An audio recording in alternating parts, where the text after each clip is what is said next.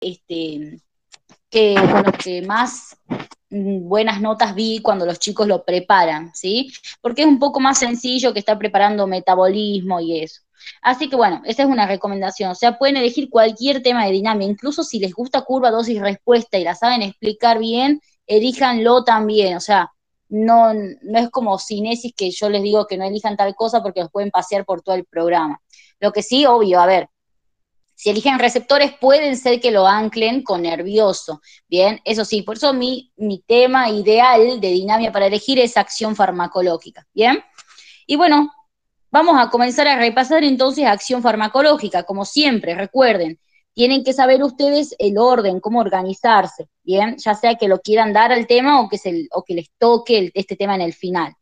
Acción farmacológica, ¿qué es lo que tienen que saber? Es el tema más sencillo de dinámica, ¿sí? Tienen que saber la definición. Bien, la definición es muy importante, joden bastante con la definición en el examen. Y la definición podemos decir que era la modificación de las funciones fisiológicas en el sentido de aumento o disminución. Bien, la definición que vimos en clase. Eso es la acción farmacológica. Es muy importante que ustedes recalquen, chicos, ¿sí? Muy importante que recalquen que es la modificación, que la acción farmacológica es la modificación de un proceso fisiológico o bien la modificación de un proceso fisiopatológico. Bien, entonces eso es la acción farmacológica. Y esta modificación podría ser en el sentido de aumento o disminución. Es decir, que hay fármacos que me van a estimular funciones fisiológicas y hay fármacos que me van a inhibir funciones fisiológicas. Bien, entonces la definición. ¿Cuáles son los tipos de acción? Los tipos de acción son estimulación, inhibición,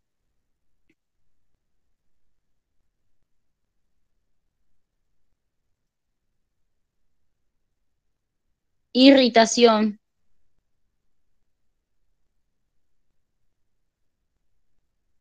de reemplazo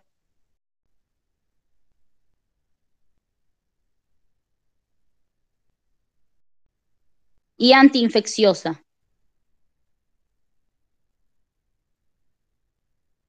Y acá les digo algo a los chicos de la UNT, para el doctor Alori, bien, no vayan a querer decir estimulante, depresora, irritante, porque no le gusta el que digan con esa terminación. O sea, puede parecer un poco tonto, pero él es como muy quisquilloso, ¿sí?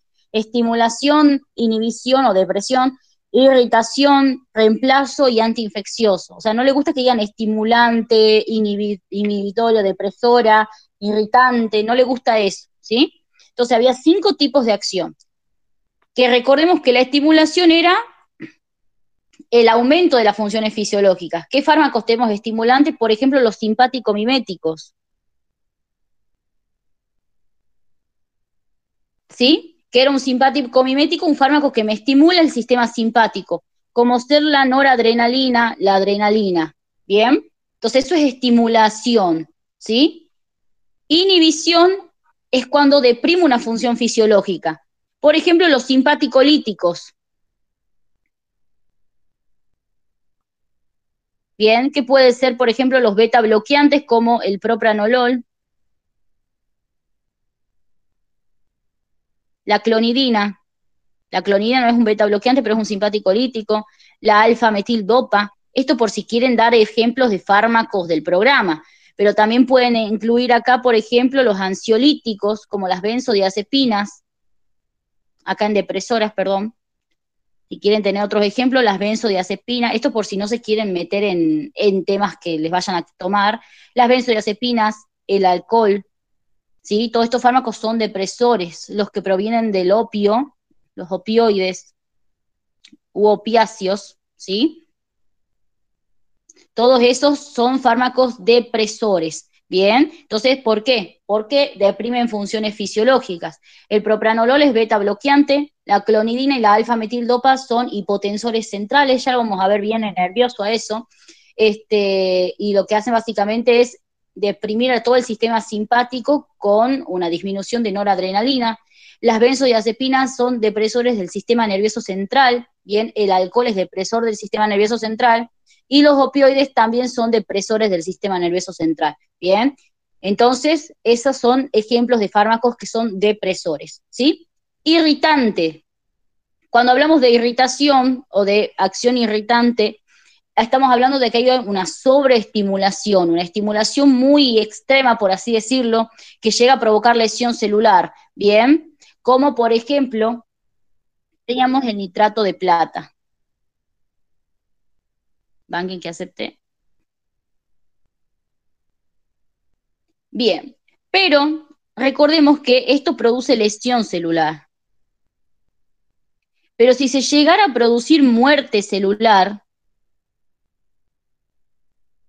yo estoy hablando entonces de corrosión. ¿Sí? ¿Y quién teníamos en ejemplo de corrosión? El ácido tricloroacético. ¿Sí?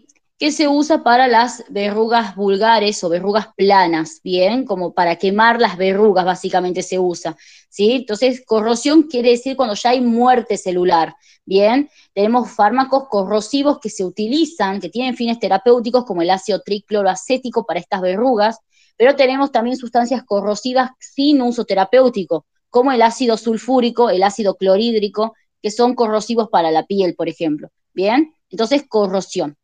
De reemplazo, recuerden que era la acción de reemplazo, quiere decir que yo agarro un fármaco, ¿sí? Para reemplazar una sustancia que falta en el organismo, ¿bien? O sea, el fármaco está haciendo lo que debería hacer esa sustancia endógena que lamentablemente o no está o está en poca cantidad, ¿bien? Como por ejemplo la insulina, ¿bien? Las hormonas tiroideas, ¿sí? Y un agente y los fármacos antiinfecciosos son aquellos que se encargan de destruir microorganismos.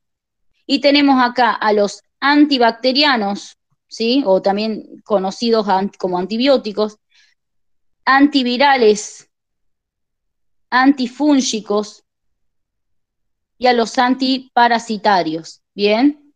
Y bueno, si queremos un ejemplo de cada uno, acá pueden decir la penicilina, se usa para muchas infecciones, infecciones por estreptococos, por ejemplo, podemos usar penicilina.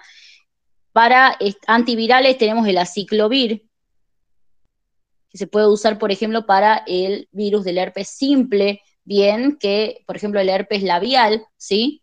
El antifúngico tenemos un montón, tenemos la nistatina, ¿sí? La nistatina que es para la candidiasis oral, por ejemplo. Antiparasitarios tenemos el albendazol, ¿sí? El albendazol que es para algunas parasitosis como las cariasis, ¿bien? Entonces, esas son las acciones farmacológicas. Les gusta a los doctores, ¿sí? Tanto de la San Pablo como de la UNT, que ustedes al dar los ejemplos, al dar la clasificación den un ejemplo y sepan para qué se usa el ejemplo, bien, tal cual como está en clase, ¿sí? ¿Qué más tienen que saber de sitios de acción farmacológica? La definición, los tipos y el sitio de acción, ¿bien?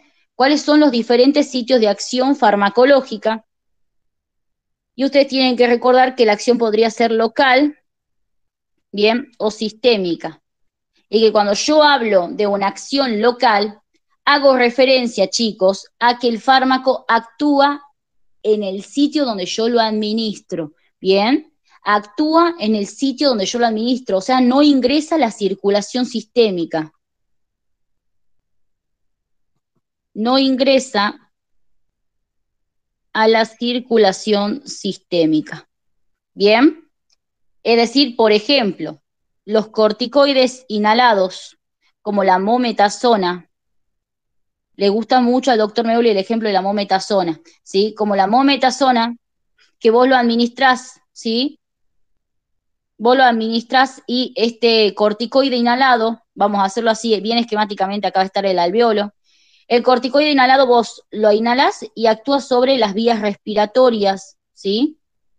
O sea, actúa básicamente todo lo que sería en el árbol bronquial, bien, y muy poca cantidad llega al alveolo a absorberse, o sea, no se absorbe mucho el corticoide inhalado, actúa localmente, no pasa a la circulación sistémica, actúa sobre la mucosa bronquial, de todo el árbol bronquial, ¿bien? Entonces, cuando yo hablo de una acción local, hablo de un fármaco que no ingresa a la circulación sistémica, que actúa, ¿bien?, de una manera superficial. Muchas veces, por ejemplo, coincide con que el fármaco actúa en el sitio donde yo lo coloco, que eso pasa en las vías tópicas, pero en la vía inhalatoria yo puedo tener acción local dependiendo del tamaño de la molécula, no sé si se acuerdan de eso, ¿bien?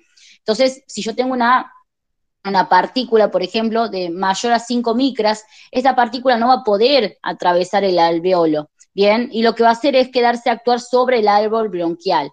Entonces, cuando hablo de acción local, recuerden, fármaco no ingresa a la circulación sistémica, no tiene la necesidad de ingresar a la circulación sistémica para ejercer su acción. Por ejemplo, la mometasona, que la mometasona se puede dar para el asma, va a actuar localmente en el árbol bronquial, ¿sí? Se puede dar también para la enfermedad de Crohn. La enfermedad de Crohn es una enfermedad inflamatoria intestinal y va a actuar localmente, ¿sí?, sobre la mucosa intestinal, pero no se va a absorber, ¿bien? Se puede utilizar también para eczemas, ¿sí? Y va a actuar localmente sobre la piel. Es decir, la mometasona es el mejor ejemplo acá porque abarca todo. Y como les digo, al doctor Meuli le gusta mucho este ejemplo. La mometasona es un corticoide, ¿bien? Es un corticoide que se puede administrar por vía inhalatoria para cuadros asmáticos, ¿sí? De hecho, en el asma, cuando veamos ya la parte de nervioso, vamos a ver que en el asma uno de los tratamientos es los corticoides inhalados, ¿sí? Uno de los fármacos que se puede usar es la mometasona, actúa localmente sobre el árbol bronquial, es decir, que no necesita ingresar a la circulación sistémica para ejercer su acción. Ahora, de que puede pasar en mínimas cantidades y producirme reacciones adversas, eso sí, pero localmente quiere decir que no necesita ingresar a la circulación sistémica para ejercer su acción. Enfermedad de Crohn, enfermedad inflamatoria intestinal, se pueden utilizar corticoides por vía oral, ¿bien?, para que actúe sobre la mucosa intestinal, pero esto no quiere decir que se vaya a absorber, ¿bien? Eczemas, ¿bien? Los eczemas se aplican de forma por vía tópica, digamos, se aplican este fármaco sobre la piel y obviamente no ingresa a la circulación sistémica. Entonces, lo que yo quiero que sepan es qué es la acción local, estos tres ejemplos, y que sepan que la vía inhalatoria, la vía oral y la vía tópica, incluso la vía subcutánea, ya la vamos a ver cuando la vía subcutánea es nervioso, ¿sí? Todas estas pueden tener acción local, ¿bien? O sea, yo utilizando cualquiera de estas vías puedo obtener una acción local, ¿bien? Pero es muy importante que también con la inhalatoria, con la oral y con la subcutánea también puedo tener acción sistémica, ¿sí? Entonces, ya saben, si les preguntan si la vía inhalatoria solamente me permite obtener una acción sistémica, la respuesta es no. También puedo tener acción local actuando sobre las vías respiratorias, porque el fármaco puede quedar en la cavidad nasal, en los bronquios, ¿sí?, en la tráquea. Por vía oral también, el fármaco quizá no se absorba y actúe sobre todo el tubo digestivo, sobre su mucosa. Por vía tópica también. La vía tópica es la que sí o sí es acción local, porque es muy difícil que un fármaco se absorba bien administrado por vía tópica, en este caso la vía dérmica, ¿no? Es la más complicada. Recuerden que hay un montón dentro de la tópica. La única que sí puede tener acción sistémica es la conjuntival, no se olviden de eso. Y la vía subcutánea es para acción sistémica, pero muchas veces, por ejemplo, esto les voy a comentar mejor en nervioso, pero les voy tirando la data desde ya, que por ahí se administra, ¿sí?, algunos anestésicos por vía subcutánea para que actúen de forma local. Bien, pero ya lo vamos a ver en detalle en nervioso. Entonces, lo que quiero que sepan es qué vías de administración pueden tener acción local. Eso siempre preguntan, ¿sí? Y cuando hablamos de vía sistémica, estamos hablando de un fármaco que tiene que ingresar a la circulación sistémica para ejercer su acción. O sea que sí o sí tiene que llegar a las venas pulmonares y de ahí pasar todo lo que sería el ventrículo izquierdo, digamos, o sea, aurícula izquierda, ventrículo izquierdo, y de ahí eyectarse en cada sístole. Bien, Eso quiere decir que tiene que llegar a la circulación arterial, básicamente. ¿Y qué fármacos tenemos que necesiten hacer esto? Y bueno, hay un montón. La adrenalina, ¿sí? La noradrenalina, la dopamina, la succinilcolina, todos, casi todos los fármacos que vamos a ver en nervioso más adelante. Lo que tienen que saber acá es cuáles vías son vías sistémicas. La vía inhalatoria, claramente es una vía sistémica. La vía oral, la vía endovenosa, ¿sí? La vía intramuscular, la subcutánea. Bien, acá agreguen la intradérmica, que también puede ser local, intradérmica, cuando aplico un anestésico local, bien, por vía intradérmica, estamos actuando de forma local, es decir, que el fármaco no ingresa a la circulación sistémica.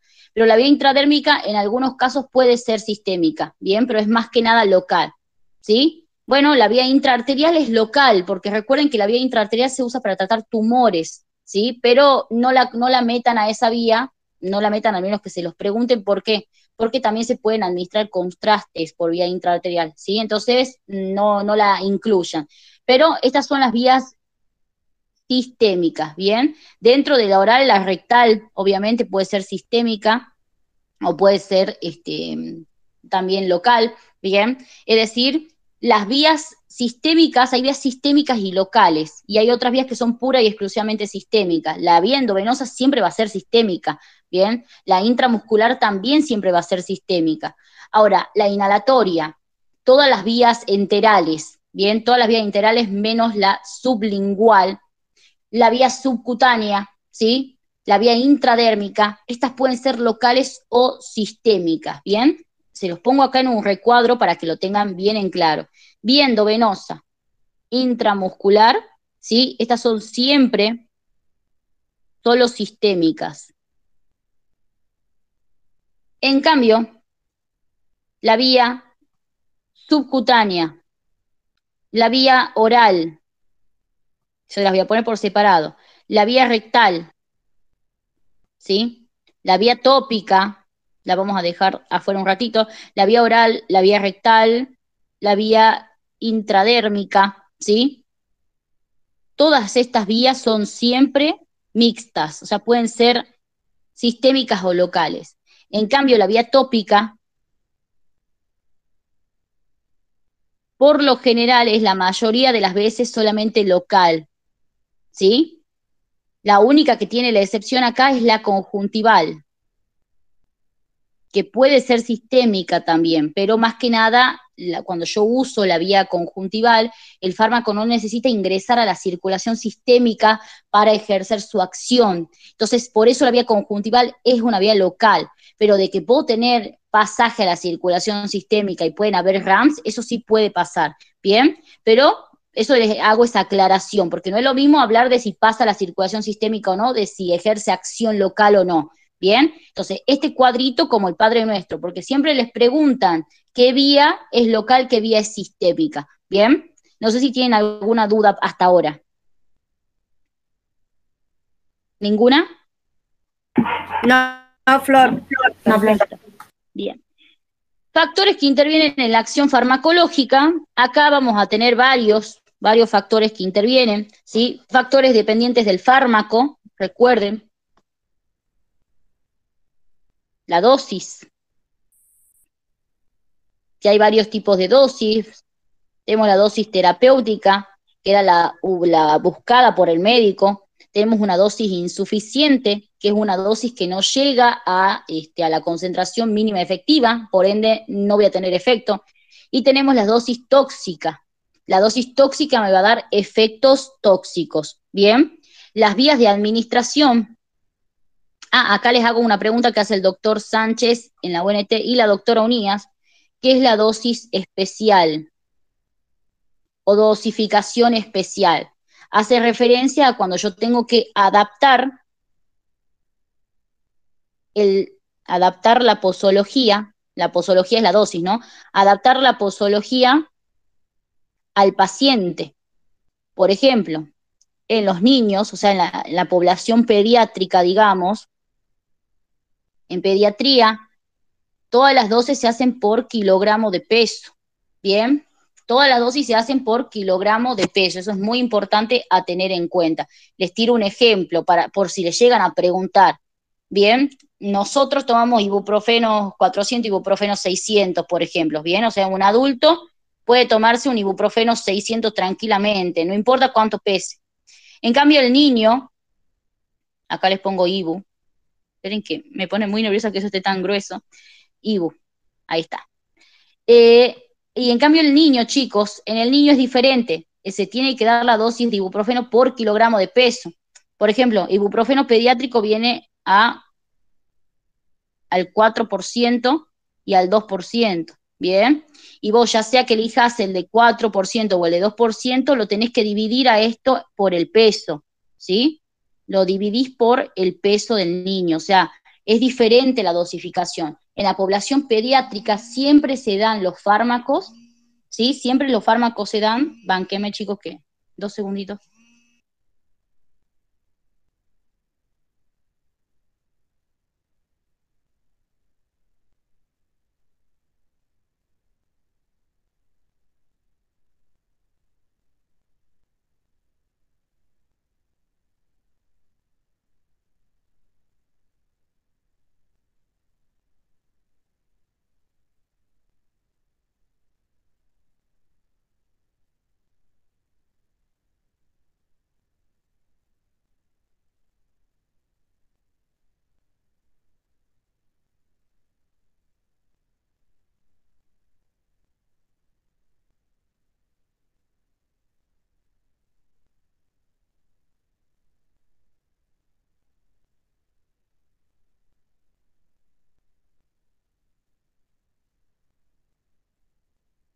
Perdonen chicos, seguimos. Les decía que en la población pediátrica se hace dosificación especial o una dosis especial. Bien, ¿qué quiere decir esto? Que yo tengo que adaptar la posología a mi paciente.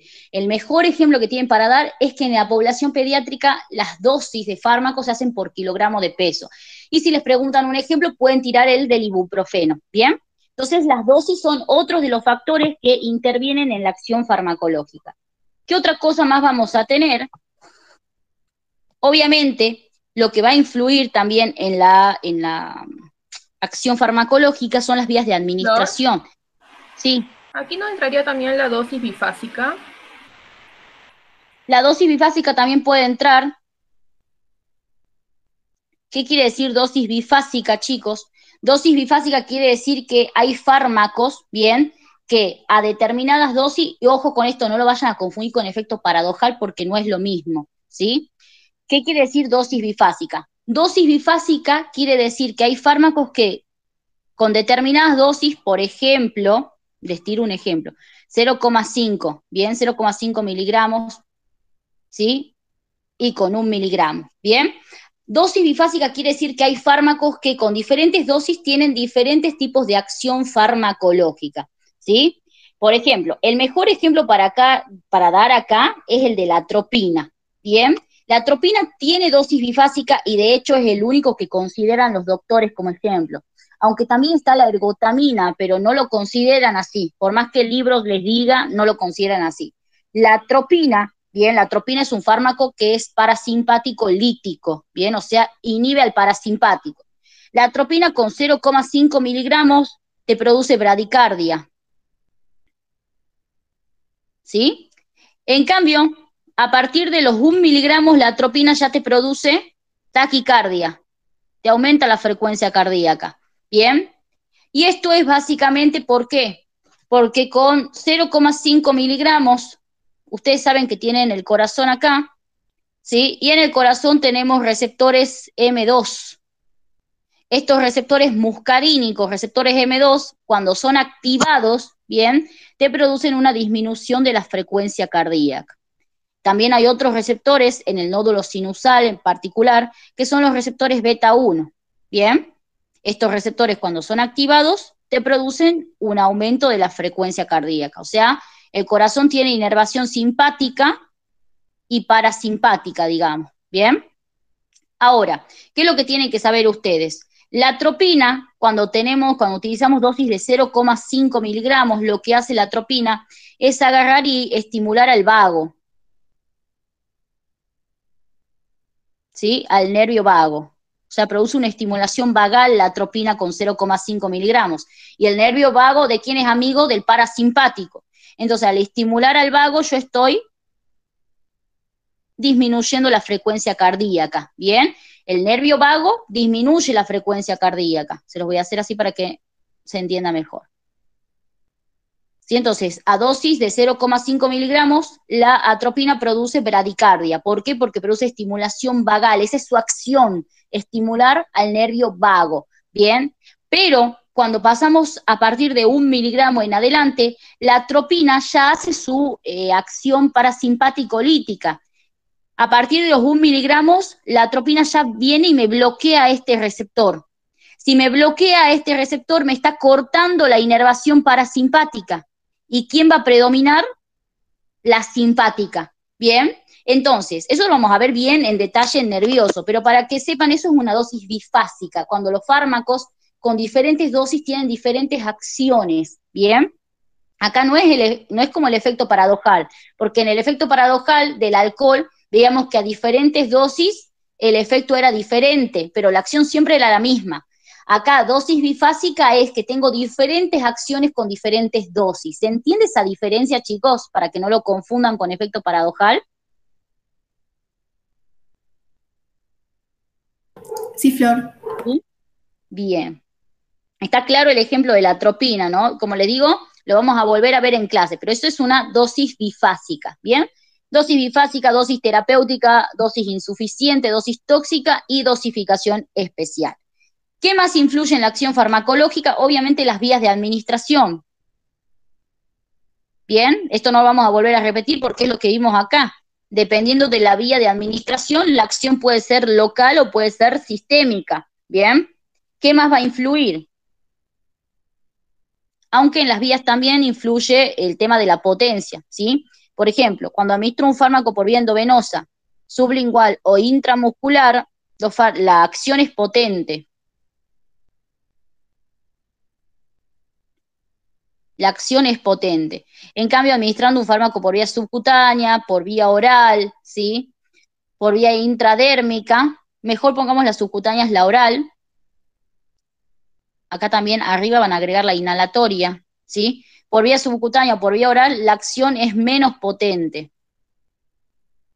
Sobre todo con la vía oral, ¿sí? También la pueden incluir a la vía rectal acá. ¿Sí? Entonces, también dependiendo de la vía vamos a tener acción más potente y menos potente. También acción más rápida. Acá vamos de potencia. Acá hablamos de rapidez. Pregunta de examen, ¿cuáles son las vías más rápidas? La más rápida de todas es la endovenosa. Le sigue la inhalatoria, le sigue la intramuscular. Bien. También tenemos la sublingual acá.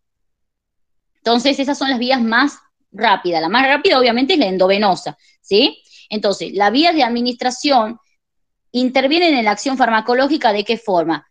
Nos da la potencia del fármaco, porque hay vías que obviamente van a ser más potentes que otras. Nos determina también la rapidez de la acción, ¿sí? Es decir, hay vías que van a ser mucho más rápidas, útiles para urgencias, vías útiles para urgencia endovenosa, intramuscular, inhalatoria y vía sublingual. Son vías útiles para urgencias. ¿Bien? ¿Qué más? Nos determina la acción, el sitio de acción, que eso ya lo vimos recién. ¿Sí? O sea, la potencia, la rapidez y los sitios de acción. El sitio de acción era si era local o sistémico, lo que estábamos hablando acá, ¿sí? Entonces, las vías de administración también influye en lo que sería la acción farmacológica. ¿Qué más? ¿Qué otro factor más? Esos son todos factores dependientes del fármaco, ¿bien?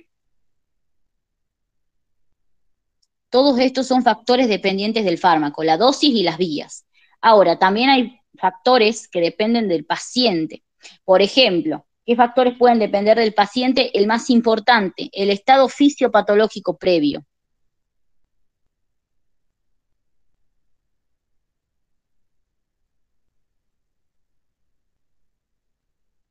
El estado fisiopatológico previo. Por ejemplo, en un paciente con insuficiencia renal, ¿sí?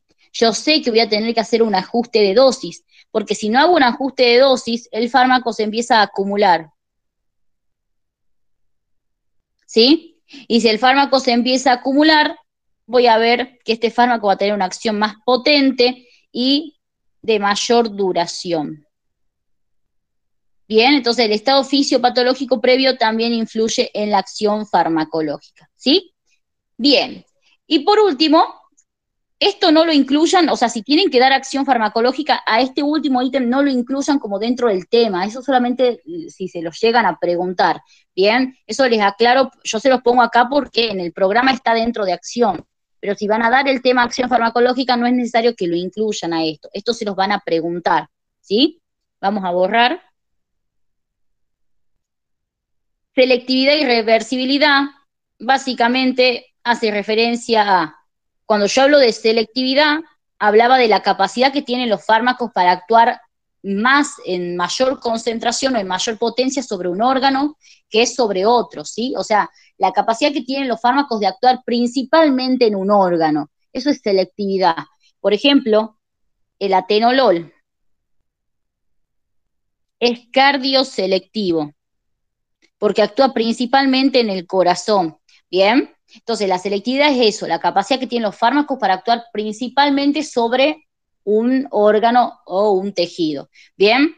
Ahora, ¿qué tengo que saber de selectividad? Que obviamente es relativa. Bien, ¿qué quiere decir que es relativa? Que se puede modificar, o sea, que es modificable. ¿Que todos los fármacos tienen cierta selectividad? Sí, pero que esta selectividad es relativa. Y el ejemplo que ustedes tienen que dar acá es la selectividad del salbutamol. La selectividad del salbutamol es la siguiente. El salbutamol, que es este fármaco que está acá, actúa sobre unos receptores beta 2, ¿sí? Que se encuentran a nivel de lo que sería el árbol bronquial. Y lo que producen estos, al ser activados, es una broncodilatación. ¿Bien? O sea, el salbutamol, administrado por vía inhalatoria, va y actúa sobre los receptores beta 2 que están a nivel bronquial, ¿sí? Produciendo broncodilatación. ¿Bien? Ahora, ¿por qué decimos que la selectividad, esta selectividad que tiene el salbutamol sobre los bronquios y sobre los receptores beta 2 es selectiva? Porque, recuerden, si yo cambio la vía, por ejemplo, si doy el salbutamol por vía oral, que sí se puede dar, el salbutamol no solamente va a actuar a nivel bronquial, sino que también puede actuar a nivel hepático, porque ahí hay receptores beta 2, a nivel muscular, porque ahí hay receptores beta 2, o sea, puede actuar en todos los órganos a los que ingrese, básicamente, ¿sí? Entonces, la selectividad del salbutamol se pierde si yo cambio la vía. Si yo doy por vía inhalatoria, el salbutamol actúa a nivel bronquial. Me aseguro que la mayor concentración de salbutamol quede en el árbol bronquial. Si yo doy salbutamol por vía oral, por medio de la circulación sistémica, el salbutamol va a poder llegar a cualquier órgano, ¿bien? Y lo importante es que en estos órganos pueden haber receptores beta 2, como el beta 2 hepático, el beta 2 que hay en el músculo estriado, ¿bien? En el músculo esquelético principalmente, ¿sí? Entonces, si cambio la vía, se pierde la selectividad por el órgano, ¿bien? Si cambio la vía, se pierde la selectividad por el órgano. Y, en cambio, si aumento la dosis, es decir, si me salgo de la dosis terapéutica de salbutamol, se pierde la selectividad, pero no por el órgano, porque sigo administrando por vía inhalatoria, sino que además de actuar sobre el beta 2, el salbutamol ahora también puede actuar sobre el beta 1 y darnos como reacción adversa taquicardia. Bien, entonces si cambio la dosis, se pierde la selectividad por el receptor. Bien, eso ya lo vamos a ver más en detalle en nervioso. Entonces, eso es la selectividad relativa y es pregunta de examen. Sobre todo, quien más pregunta este ejemplo, sí es el doctor Alori en la UNT. Bien, entonces la selectividad es relativa. Bien, y recuerden acá que la doctora Uñas le puede hacer relacionar el volumen de distribución con la selectividad. Mayor volumen de distribución, menor selectividad, porque los fármacos pueden ingresar a muchos órganos y tejidos, bien, y de esta forma pueden actuar sobre todos ellos, entonces no es tan selectivo. Menor volumen de distribución, menor selectividad. A esto no lo incluyan, esto es solo si se los preguntan, ¿bien? Esa es la selectividad. Y la reversibilidad, chicos, es cortita. Simplemente tienen que saber que la acción de los fármacos es siempre reversible, ¿bien?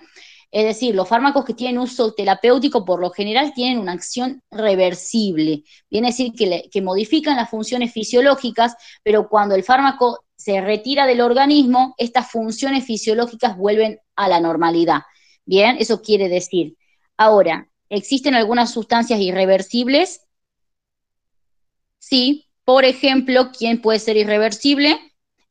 Los ácidos fuertes, pero no son fármacos, ¿bien? Los ácidos fuertes que son corrosivos, ¿bien? La acción corrosiva, la acción y corrosiva es siempre irreversible porque produce muerte celular, ¿bien? Los ácidos fuertes que son corrosivos para la piel, por ejemplo, ¿sí? Son irreversibles. El ácido tricloroacético, si queremos un ejemplo farmacológico, que es corrosivo, pero tiene uso terapéutico sobre las verrugas. Es irreversible, porque cuando se retira el ácido tricloroacético no vuelve a la normalidad la verruga, bien, ya está eliminada. Entonces, la mayoría de los fármacos tienen acción reversible, bien. Hay algunos que tienen acción irreversible, pero que son útiles, por ejemplo, el ácido tricloroacético, bien, y hay otros que tienen acción irreversible, pero que no son útiles, como los ácidos fuertes en contacto con la piel, bien. Entonces, eso es lo que tienen que saber básicamente de acción farmacológica. No sé si tienen alguna duda.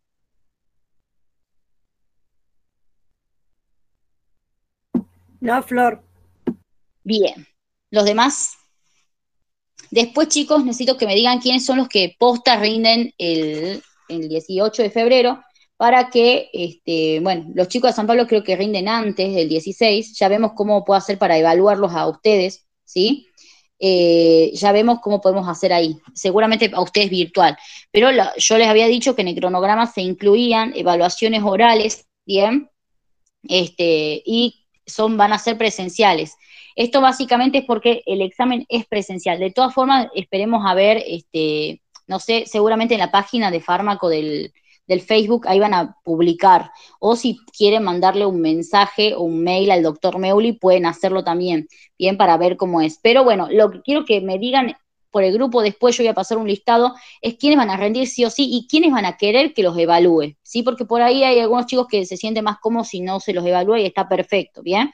Pero los que necesiten practicar se pueden anotar, ¿bien? Eso para que lo tengan en cuenta. Bien, acá también un tema más que hay en acción farmacológica que me estaba olvidando son los niveles de acción, ¿sí? Niveles de acción.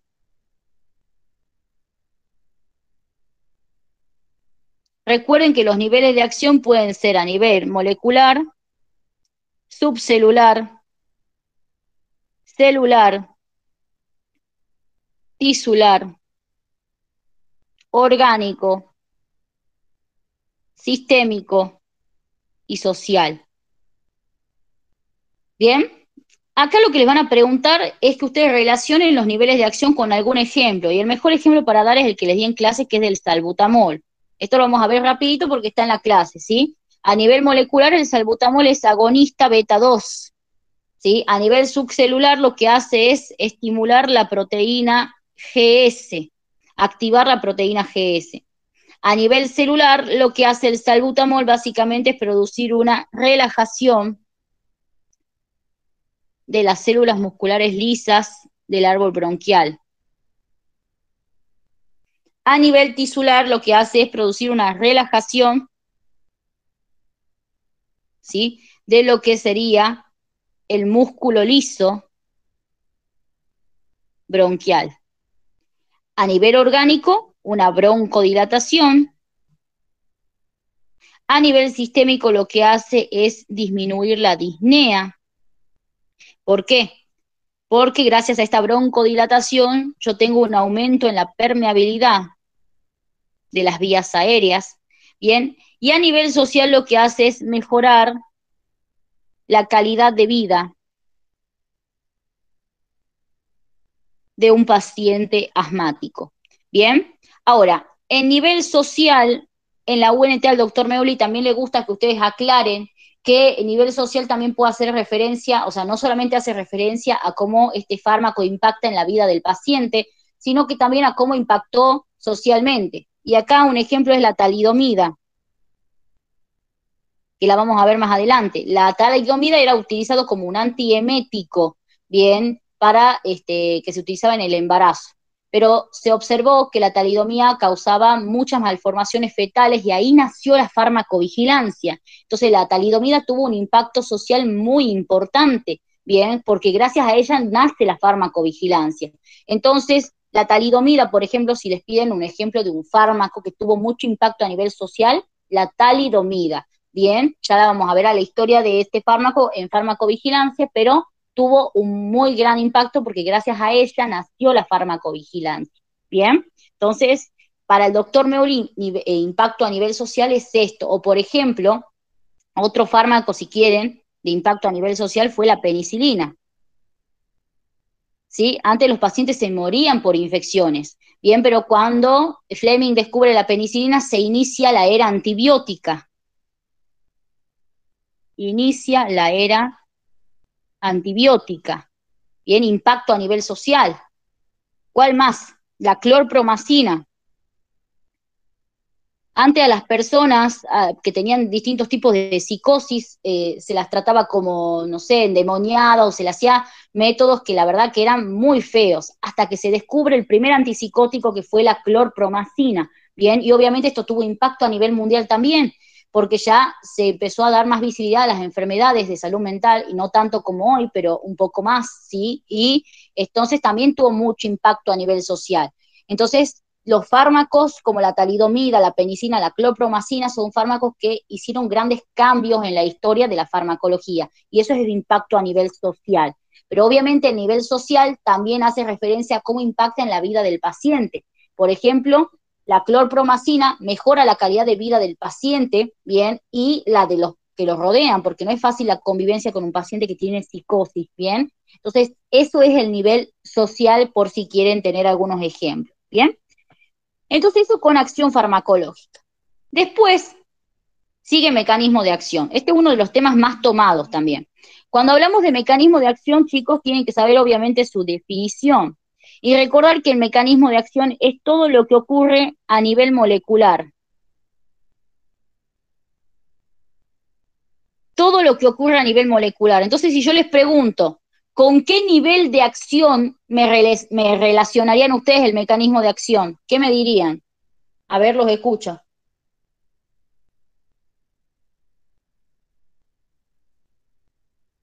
¿Puedes repetir la pregunta, por favor? Sí. ¿Con qué nivel de acción me relacionarían ustedes al mecanismo de acción? Nivel molecular. Bien, con el nivel molecular, ¿sí? Así les preguntan en el examen, les piden, relacioname al mecanismo de acción con uno de los niveles de acción. Y si la propia definición del mecanismo de acción les dice qué es lo que ocurre a nivel molecular, es obvio que el mecanismo de acción va a ser todo lo que ocurra a nivel molecular. O sea, el mecanismo de acción del salbutamol va a ser este, que es agonista beta 2. Entonces, en el examen les piden que ustedes relacionen los pasos de la farmacocinesis con los niveles de acción. Y lo que siempre les preguntan es, ¿con qué me relacionarías vos el mecanismo de acción? ¿Con cuál de los niveles de acción farmacológica me relacionarías el mecanismo de acción? Y el mecanismo de acción corresponde al nivel molecular, ¿sí? Está claro, eso es mucho lío de palabras, pero eso lo preguntan y lo tienen que saber, ¿sí?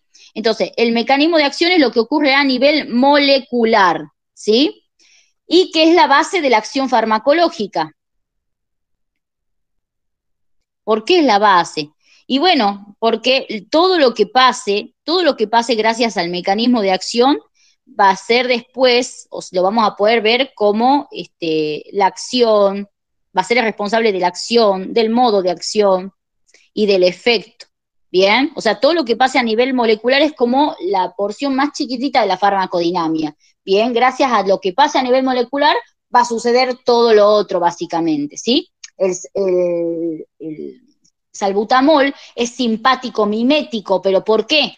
Por lo que ocurre a nivel molecular, ¿sí? O sea, el nivel molecular, el mecanismo de acción va a ser el responsable de todo, digamos, eso es lo que tienen que entender ustedes, ¿bien? Ahora, ¿qué les pueden preguntar? Les pueden preguntar cómo se clasifican los fármacos,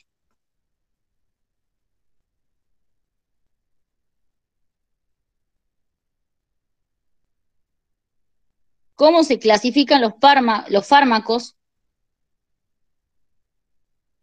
según su mecanismo de acción.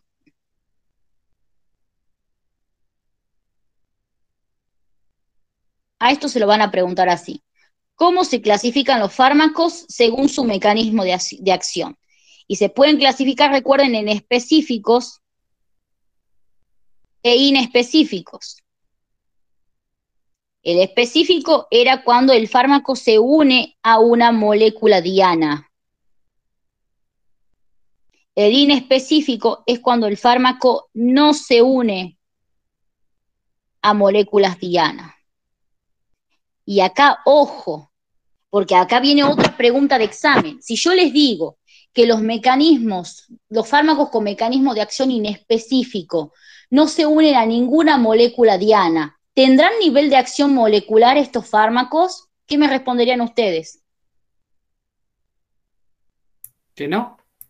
No tienen, perfecto, no tienen. Entonces, pregunta de examen, los fármacos con mecanismos de acción inespecíficos no tienen nivel de acción molecular. Por eso es que son fármacos que por ahí van en contra de la definición de mecanismo de acción, pero de todas formas tienen que conocer esto, ¿sí? Mecanismo de acción específico e inespecífico. El específico interacciona con una molécula diana, por ende tiene un nivel de acción molecular. En cambio, los fármacos inespecíficos no interaccionan con ninguna molécula diana, porque no tienen especificidad por nada. Entonces, obviamente, no tienen nivel de acción molecular, porque no actúan sobre ninguna molécula. Bien, eso es pregunta de examen, chicos, ¿sí? Bien, ¿qué más tienen que saber? ¿Cómo hacemos para clasificar? O sea, esa es la clasificación. Ahora, ¿qué criterios tengo en cuenta para hacer esta clasificación? Y tengo que tener en cuenta la cantidad de dosis necesaria para actuar, que es lo mismo que hablar de la potencia, ¿sí? Los fármacos que tienen un mecanismo específico necesitan dosis bajas, ¿bien? Para actuar, por ende son más potentes, ¿sí?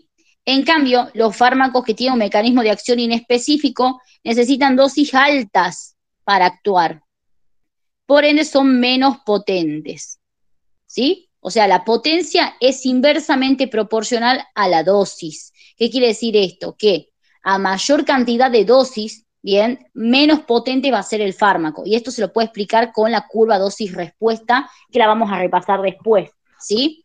¿Qué más? Especificidad biológica.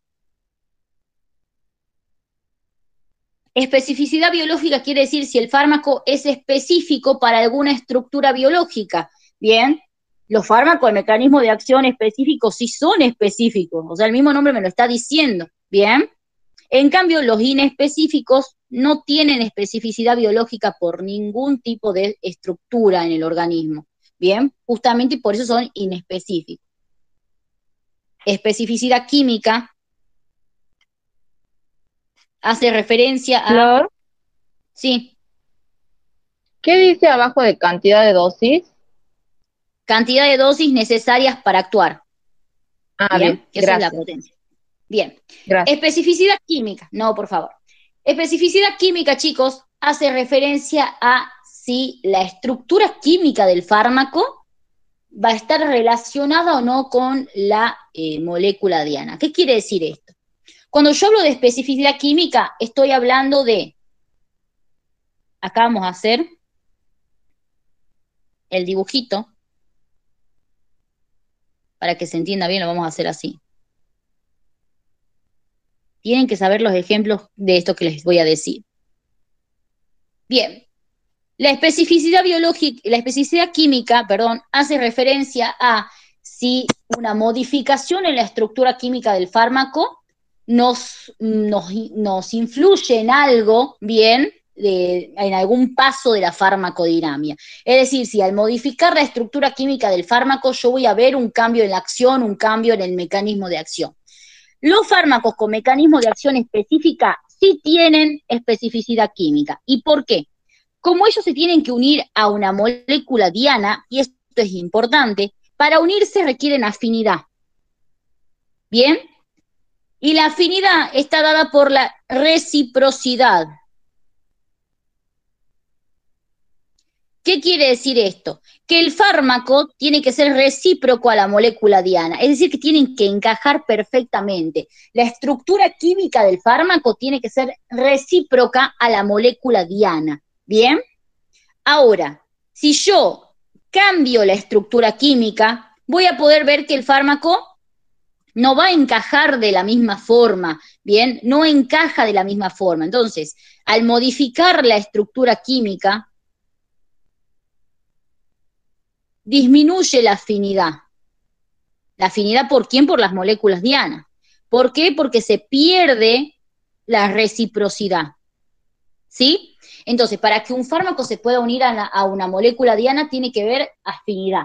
¿Y cómo se produce la afinidad? Cuando la estructura química es recíproca a la molécula diana. Si yo modifico la estructura química, bien, se va a perder obviamente la afinidad porque deja de ser recíproca, ya no encaja más. ¿Y qué ejemplo tenemos de esto? Vamos a tomar el ejemplo de la noradrenalina.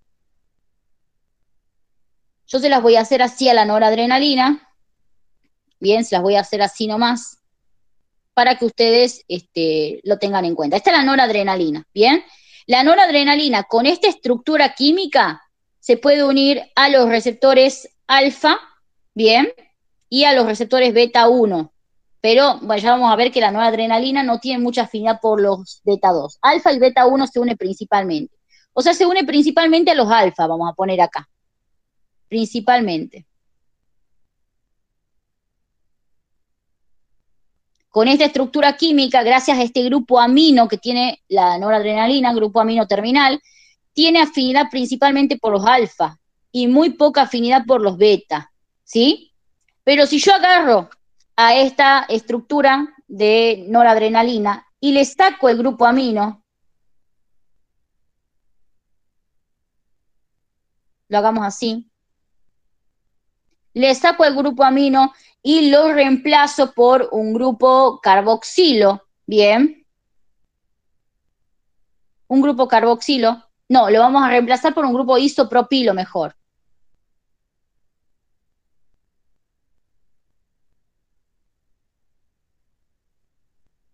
Bien, si yo agarro y lo reemplazo por un grupo isopropilo,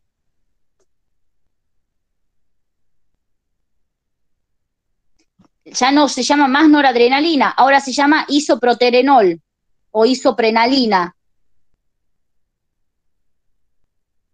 Isoprenalina o isoproterenol.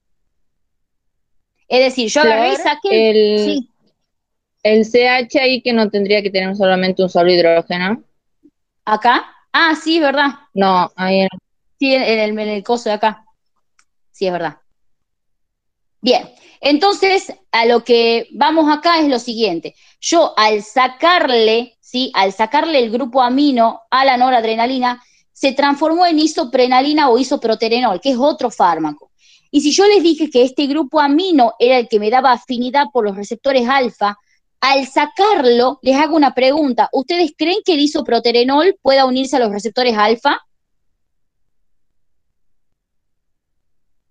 No. No se puede unir, porque le estoy diciendo que el grupo amino es el necesario para unirse a los receptores alfa. Si yo le saco el grupo amino a la estructura química, se pierde la afinidad por los receptores alfa, porque la estructura ya no va a encajar más con estos receptores. Entonces, ¿qué es lo que va a pasar? El isoproterenol no tiene afinidad por los receptores alfa 1, ¿bien? Solo tiene afinidad por los beta, eso lo vamos a ver más adelante en nervioso. ¿sí? Entonces, lo que ustedes tienen que recordar acá, chicos, ¿sí? Es que la estructura química es muy importante para la afinidad y tienen que saber el ejemplo este, tienen que saberlo. La noradrenalina, ustedes lo pueden explicar así sencillamente, lo pueden dibujar si quieren, lo vamos a ver más adelante en nervioso. La noradrenalina, chicos, tiene un grupo amino terminal, ¿sí? Porque es una amina, tiene un grupo amino. Este grupo amino es el que le da afinidad por los receptores alfa 1. Por eso la adrenalina puede hacer vasoconstricción, puede elevar la presión arterial, etc. Pero si yo saco este grupo amino y lo reemplazo por un grupo isopropilo, bien, voy a obtener otro fármaco que se llama isoproterenol. Este fármaco, como reemplacé el grupo amino, ¿sí? Como alargué encima la cadena lateral, la hice más pesada, este fármaco ya no se puede unir más a los alfa 1, ¿bien? Entonces, obviamente, se perdió la afinidad, perdí la reciprocidad, ¿bien? Y lo que voy a obtener es un fármaco que sea solamente agonista de los receptores beta adrenérgicos, ¿sí? ¿Está claro el ejemplo, chicos? Lo piden en el examen, por eso quiero que esté claro. Lo vamos a volver a ver en nervioso igual, pero quiero saber si lo entendieron. Sí, Fla. ¿Sí? Bien. Pues esperen que haga grande esto. Bien. Y el último pilar acá es la capacidad de recibir un antagonismo competitivo.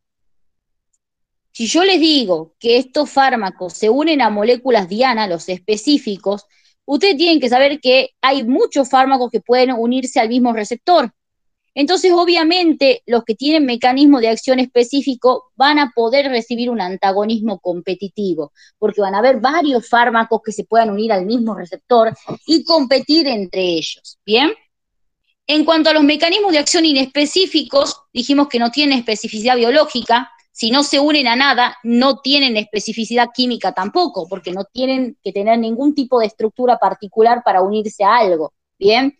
Y tampoco tienen la capacidad de ser antagonizados de forma competitiva. ¿Por qué? Porque si no se unen a nada, no pueden competir por ningún sitio de unión, ¿bien? Entonces, eso es lo que tienen que saber. Les van a preguntar de esa forma, les van a preguntar cómo se clasifican los fármacos según su mecanismo de acción y qué criterios tenés en cuenta vos para hacer esta clasificación, ¿bien?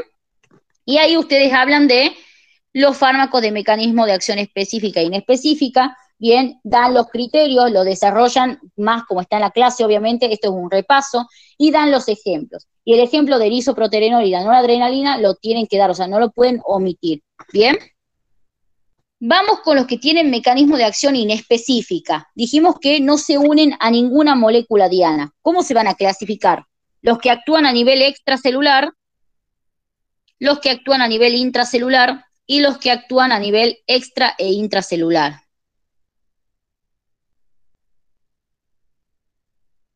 Extra e intracelular. ¿Sí? Los que actúan a nivel extracelular son los absorbentes, las soluciones parenterales, y acá tienen que agregar para el doctor Alori, sobre todo, chicos, que él pregunta perfil del manitol, o sea, cuando les pregunte así ya les voy a decir qué tienen que decir, pero él pregunta manitol, bien, tienen que hablar de fenómenos osmolares y de neutralización. A nivel extracelular quiere decir que estos fármacos no requieren un mecanismo de acción, no requieren ingresar al interior de la célula, digamos, para ejercer su mecanismo de acción. Lo pueden hacer por fuera de la célula, ¿bien? Todo su mecanismo de acción y su acción farmacológica se va a llevar a cabo o sea, en el espacio extracelular, por así decirlo. No necesitan ingresar a la célula. Y tenemos los absorbentes, que recuerden que eran sustancias que tienen la capacidad de fijar en su superficie tóxicos y toxinas. Y aquí tenemos como ejemplo al carbón activado. El carbón activado es un absorbente. Vos lo administrás, por ejemplo, si estamos acá en el tubo digestivo. Hagamos de cuenta que estamos en el intestino. Vos lo administrás al carbón activado, y el carbón activado lo que hace, yo se lo voy a hacer bien esquemático, lo que hace básicamente el carbón activado es adherir en su superficie, chicos, todas las toxinas que me están causando diarrea. Por eso ustedes van a ver que se dan mucho los comprimidos de carbón, bien, que lo conocen como pastillas de carbón, se lo da mucho cuando hay diarrea, pero no es para cualquier tipo de diarrea el carbón activado, ¿sí? Pero bueno, la gente lo toma para cualquier tipo de diarrea, y eso está mal porque se pueden producir varios efectos adversos que vamos a ver después en intoxicación, que creo que es el martes la clase, si mal no recuerdo. Bien, entonces, el carbón activado es un fármaco absorbente, un fármaco que vos lo administrás por vía oral, bien, y que te limpia todo el tubo digestivo básicamente. ¿Por qué? Porque va pegando en su superficie diferentes toxinas o tóxicos, ¿bien? Entonces, es un absorbente. ¿Por qué? No ingresa a la célula. El carbón activado era el que tenía volumen de distribución de 0, porque no se absorbe y por ende no se distribuye, ¿sí? Soluciones parenterales las dejamos un toque de lado porque son más larguitas, ahora las vemos, pero vamos a estos dos, fenómenos osmolares y fenómenos de neutralización. Fenómenos osmolares, chicos, quiere decir lo siguiente, quiere decir que yo estoy utilizando la ósmosis, bien, como mecanismo de acción. Y aquí vamos a tener al manitol. Si recordamos un poco, la nefrona, recordemos un poquito, para entender qué es lo que hace el manitol. Básicamente lo que hace el manitol, perdón, es lo siguiente. Se puede administrar el manitol. El manitol primero les comento que es un diurético, pero es el único de los diuréticos que tiene un mecanismo de acción inespecífico. Es un diurético osmótico. Bien, el manitol lo que hace es cuando vos lo administras por vía endovenosa, como una solución parenteral se lo administra por vía endovenosa, el manitol viaja por la sangre, todo lo que ustedes quieran, y filtra en el glomérulo. Bien, filtra, ¿sí? Filtra a nivel glomerular. Ingresa el manitol al interior de lo que serían los túbulos de la nefrona, y la particularidad que tiene el manitol es que atrae agua. ¿Qué es lo que hace? Atrae agua, ¿bien? O sea, más que atraer el agua, la retiene en su lugar. ¿Por qué? Porque es una partícula osmóticamente activa. Osmóticamente activa quiere decir que atrae el agua, o si hay agua en el lugar, lo retiene. Básicamente, ustedes saben que la reabsorción de agua se produce principalmente en lo que sería el asa descendente, ¿bien? En la rama descendente, perdón, del asa de Henle, ¿bien? Se produce también en el túbulo colector, y también hay parte del agua que se reabsorbe a nivel del túbulo contorneado distal. Pero la mayor cantidad de agua se reabsorbe en esta zona. Entonces, fisiológicamente, el agua acá se tendría que reabsorber, ¿bien? En el proceso de formación de la orina. Pero al estar el manitol dentro de la nefrona, al estar dentro del túbulo, el manitol retiene a las partículas de agua. Las retiene. Entonces, de esa forma, evita que toda esa agua se reabsorba. Por eso es diurético. Cuando un fármaco es diurético, quiere decir que me aumenta la eliminación de agua por orina, digamos, me aumenta la diuresis, ¿sí? El manitol es diurético, ¿por qué? Porque a nivel de la rama descendente del asa de Henle, retiene agua en su interior, evita la reabsorción de agua. ¿Por qué? Porque es osmóticamente activo. Bien, esto es un fenómeno osmolar. Como es osmóticamente activo, va a traer agua. Donde esté el manitol va a haber agua. Bien, y como el manitol va a estar presente dentro de la nefrona, lo que va a suceder es que el agua no se va a poder reabsorber, se va a quedar dentro del túbulo. Y de esa forma vamos a ver que voy a tener una orina muy diluida. Por eso es un diurético el manitol. Bien, entonces, ¿está entendido cómo es el mecanismo de acción del manitol? Esto quiero que lo entiendan porque, sobre todo chicos, bueno, sí, los tienen que entender todos porque los de la San Pablo también les toman diuréticos. Quiero saber si está entendido esto.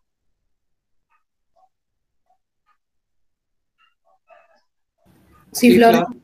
¿Sí? Sí, Flor. Bien, perfecto. Entonces, ese es el manitol, ese es el mecanismo de acción. Ahora, ¿para qué me sirve el manitol? Bien, como ven, no ingresa a la célula, entonces es un mecanismo extracelular. Y no se une a nada, entonces es inespecífico. Voy a utilizar manitol para la intoxicación con barbitúricos. ¿Se acuerdan que la intoxicación por barbitúricos, qué era una de las cosas que podíamos hacer a nivel de la excreción?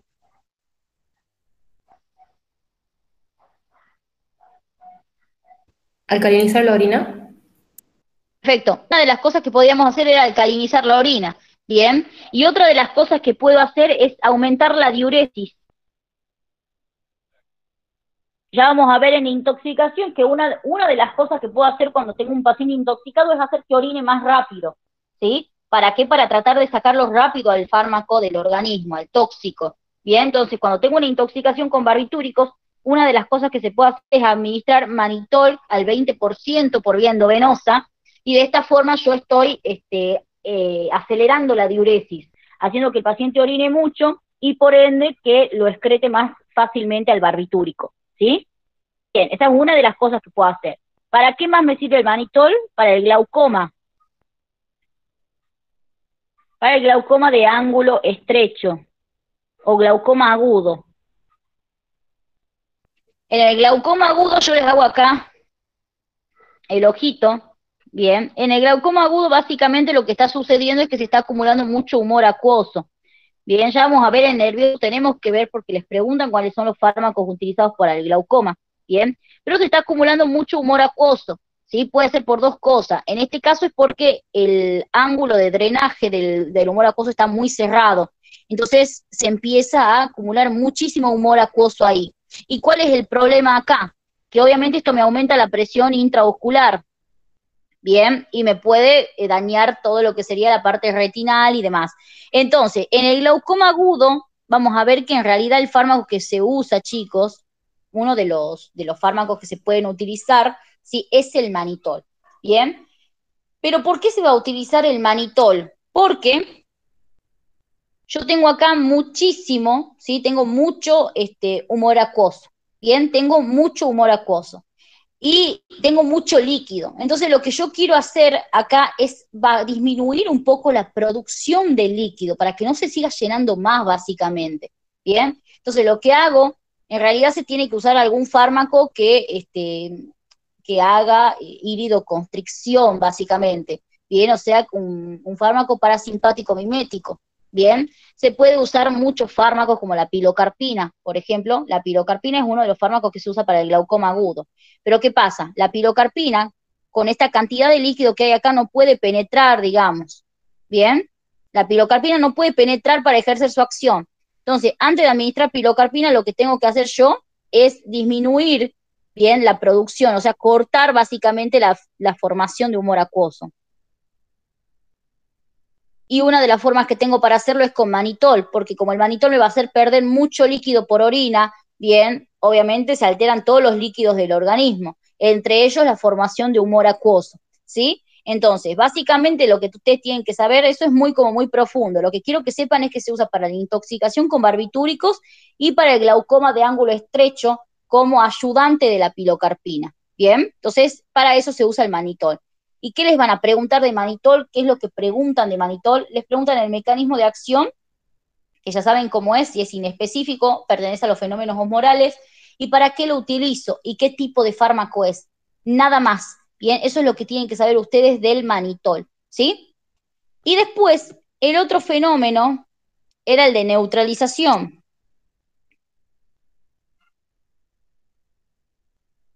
El fenómeno de neutralización es muy importante que ustedes lo conozcan. Neutralizar quiere decir que yo tengo un medio ácido, bien, este va a ser mi medio ácido. Tengo un medio ácido, ¿sí? Y a este medio ácido yo lo quiero volver neutro, digamos. Bien, yo lo quiero volver neutro. Entonces, lo que tengo que hacer para neutralizar, si yo tengo un medio ácido, es sumarle una base.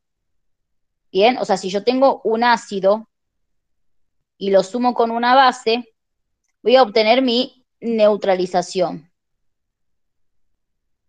¿Sí? Entonces, ¿para qué se usa la neutralización? Se usa para la acidez. Bien, la acidez gástrica, en donde yo puedo utilizar bicarbonato de sodio. Bien, el bicarbonato de sodio es el verdadero antiácido. Uno le conoce al omeprazol como antiácido, pero en realidad el omeprazol es un inhibidor de la bomba de protones. Su efecto es disminuir la acidez. Pero si hablamos farmacológicamente, los antiácidos son los neutralizantes. bien, porque son los que su mecanismo de acción es cortarla a la acidez, neutralizarla. Entonces, lo que hacen los neutralizantes son fármacos básicos, bien, que se utilizan para cuando hay una hipersecreción ácida en el estómago. Y al ser fármacos básicos y combinarse con un ácido, nos va a dar una neutralización, me neutraliza el pH del estómago, ¿bien? Eso solo es la neutralización y el ejemplo es el bicarbonato de sodio, el hidróxido de aluminio, ¿sí? Entonces esos son los fenómenos extracelulares que están en el programa, no los tomaban, pero ahora los están tomando más, así que los tienen que tener en cuenta, ¿sí? No sé si tienen dudas con eso. Voy a agregar una hoja acá para que veamos un repasito de las soluciones. Perfecto. Un repasito de las soluciones parenterales.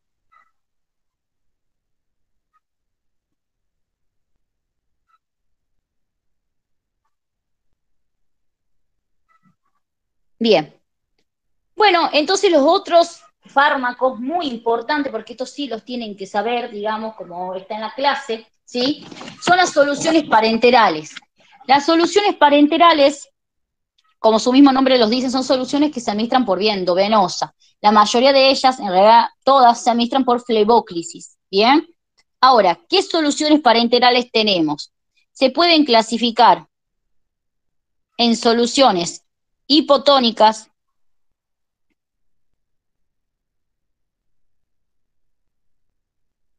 isotónicas e hipertónicas. ¿Sí? Hipotónicas, isotónicas e hipertónicas. La única solución hipotónica, ¿sí?, que hay es la solución de dextrosa, ¿sí? La solución de dextrosa al 5%. Pero ojo, porque esta solución, recuerden que es hipotónica, pero es isotónica también.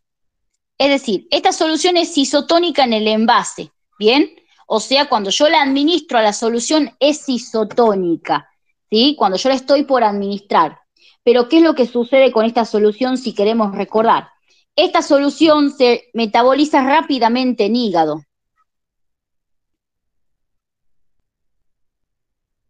¿Bien? Isotónica quiere decir que tiene la misma concentración, isotónica con respecto al plasma, digamos, ¿bien? Cuando la estoy administrando es isotónica, es decir, que tiene la misma concentración de líquido que el plasma y los mismos solutos que hay en el plasma. Eso quiere decir isotónico, ¿bien? Cuando yo la administro es isotónica. Sí, pero ¿qué es lo que pasa? Cuando yo le empiezo a administrar, la glucosa que estoy administrando es metabolizada rápidamente, ¿sí? Y al ser metabolizada rápidamente, se transforma en agua como producto final. Entonces, básicamente, esta solución clínicamente se comporta como hipotónica. ¿Bien? Entonces, les vuelvo a repetir, la solución de dextrosa es isotónica en el envase. Por eso es que yo no tengo hemólisis, porque recuerden que por vía endovenosa, cuando veíamos vía endovenosa, no se pueden administrar soluciones hipotónicas. ¿Por qué? Si lo hacemos al dibujito, acá está el glóbulo rojo. Si yo administro una sustancia hipotónica, estoy administrando más líquido que soluto, ¿bien? Y este líquido va a tender a entrar al interior del glóbulo rojo. Este líquido que está en exceso va a pasar por ósmosis, digamos, desde donde está más diluido hacia donde está menos diluido. O sea, va a tender a entrar a los glóbulos rojos. Y esto me puede producir una hemólisis. Por eso las soluciones hipotónicas están contraindicadas por vía endovenosa. Pero ahí viene la pregunta, ¿por qué entonces la solución de dextrosa al 5%, si es hipotónica, por qué no está contraindicada? Porque esta solución en realidad cuando la administro es isotónica, ¿bien? Y después esa glucosa se empieza a metabolizar rápidamente y a formar agua. Bien, entonces clínicamente se comporta como hipotónica, pero en el envase es isotónica. A la hora de administrarla es isotónica, entonces no va a haber un impacto, bien, no va a haber una diferencia osmótica como lo hay si yo administrara directamente una solución hipotónica. Ahí sí habría ese desequilibrio osmótico y el glóbulo rojo explotaría. Pero como lo estoy administrando directamente como solución isotónica, es como que se lleva bien, digamos, con los componentes del plasma, ¿sí? ¿Y qué es lo que va a pasar? El glóbulo rojo no se va a ver perjudicado. Ahora, como la glucosa se empieza a metabolizar tan rápidamente, al toque, nosotros vamos a ver que empieza a formarse agua y clínicamente la solución se va a comportar como hipotónica. Entonces esa diferencia es muy importante. No sé si está clara esa diferencia, si tienen dudas con eso. Está en la clase también, pero les pregunto por las dudas. Ninguna duda. Bueno, voy a tomar su silencio como un no. Entonces, la dextrosa al 5%, ¿para qué se podía usar? Si se comporta clínicamente como hipotónica, en otras palabras quiere decir que yo estoy incorporando agua en el organismo. Sí, entonces obviamente se va a usar para deshidrataciones. Pero deshidratación hipertónica. ¿Qué es una deshidratación hipertónica? Es una deshidratación en donde tengo pérdida de agua más que de solutos, ¿sí? Cuando yo tengo pérdida de agua puede ser, por ejemplo, en una diuresis osmótica, en donde yo estoy perdiendo agua y no estoy perdiendo solutos. Porque en las diarreas hay deshidrataciones en donde pierdo agua y soluto. Bien, acá estoy perdiendo solamente agua. Y eso quiere decir que en el plasma voy a tener una concentración muy alta de solutos y muy baja de agua. Es una deshidratación hipertónica, bien, que los solutos se mantienen normal, en realidad va a aumentar su concentración porque va a disminuir la cantidad de agua, ¿sí? Como por ejemplo en una diuresis osmótica.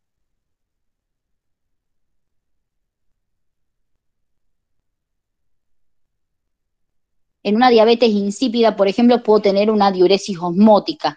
Bien, una diuresis osmótica también puede haber, por ejemplo, en una intoxicación con alcohol. El alcohol hace que uno vaya a orinar todo el tiempo, porque el alcohol es un diurético, actúa como diurético, entonces perdemos mucho líquido, ¿sí? Entonces ahí también voy a tener una deshidratación hipertónica y una de las soluciones que puedo usar es la dextrosa al 5%, ¿sí? Obviamente acá les aclaro, nosotros como es un repaso vemos lo más general, pero ¿qué tienen que saber de cada solución? Todo, el nombre, las formas de presentación, los porcentajes, cómo están formados, para qué se usa y el mecanismo de acción, ¿sí? Acá vamos a repasar el mecanismo y los usos, pero tienen que saber también cómo son las formas de presentación, ¿sí? Tienen que saber cómo está constituido, ¿bien? Soluciones isotónicas. ¿Cuáles tenemos acá? La reina, que es la solución fisiológica, que es isotónica con respecto al plasma, que es al 9%, ¿sí?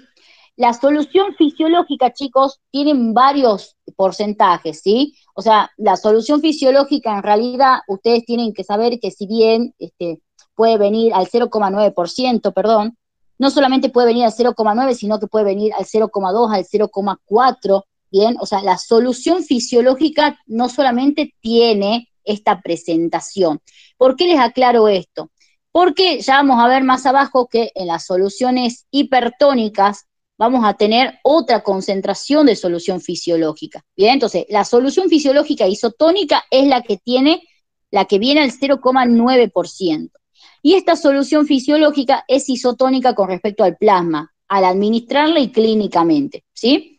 Ahora, ¿cómo es el mecanismo de acción? Esta solución fisiológica, recuerden ustedes que hay varios compartimentos líquidos en el organismo. Tenemos el intracelular, o sea, dentro de la célula, tenemos el intravascular y tenemos el intersticial, intravascular e intersticial. O sea que el líquido puede entrar al vaso sanguíneo, dentro de la célula, o pasar al espacio que está entre las células, que es el líquido intersticial, ¿sí?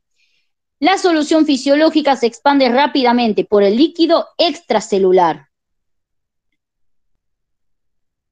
Al expandirse por el líquido extracelular quiere decir que la solución fisiológica va a estar en el líquido intravascular y puede pasar al intersticial también, ¿sí?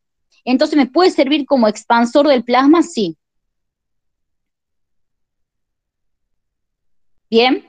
Además que está formada por cloruro de sodio. Entonces yo estoy administrando con la solución fisiológica sodio. Por ende, ¿qué cosas, bien, en qué situaciones puedo utilizarla? En situaciones de hiponatremia. En situaciones de deshidratación.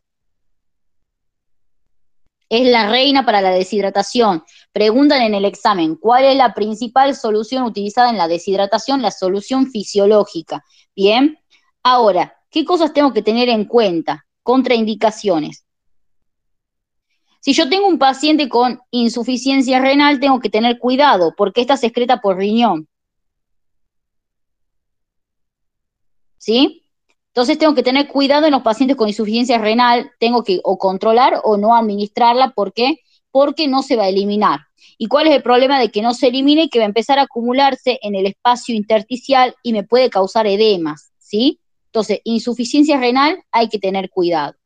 ¿Y cuáles son las complicaciones que puede tener la administración de esta solución? La formación de edemas. Bien, e incluso puedo tener una sobrecarga de volumen también. Es decir, como les dije, como este líquido no entra a la célula, bien, este líquido no puede entrar a la célula, porque el sodio no puede entrar, entonces si no puede entrar el sodio, no puede entrar el agua, la solución no puede entrar a la célula, se queda en el espacio intravascular y en el intersticial. Entonces, si yo no la puedo eliminar a la solución fisiológica, se va a empezar a acumular en el espacio intersticial y en el espacio intravascular. Acá me va a producir edema y acá me va a producir sobrecarga de volumen. ¿Sí? Entonces, ojo con los pacientes con insuficiencia renal y conozcamos sus complicaciones. ¿Bien? Esa es una. Después tenemos la solución glicosalina o glucosalina. La solución glucosalina, recuerden que era la solución, era como una mezcla de la dextrosa al 5% y la solución fisiológica, había una combinación de ambas. Entonces, con esta solución yo no solamente estoy incorporando sodio, sino que también estoy incorporando glucosa, ¿bien? Esta solución glucosalina me sirve mucho para varias situaciones, me puede servir para deshidratación, es una buena opción.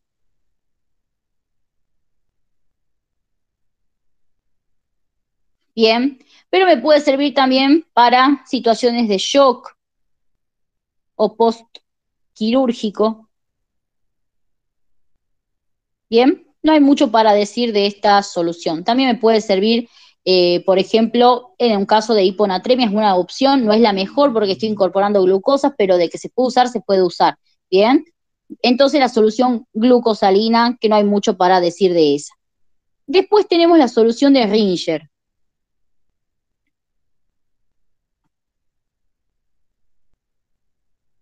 La solución de Ringer es una solución triclorurada, es decir, que tiene cloruro de calcio, cloruro de potasio, ¿sí? Y cloruro de sodio. Miren todos los electrolitos que estamos incorporando.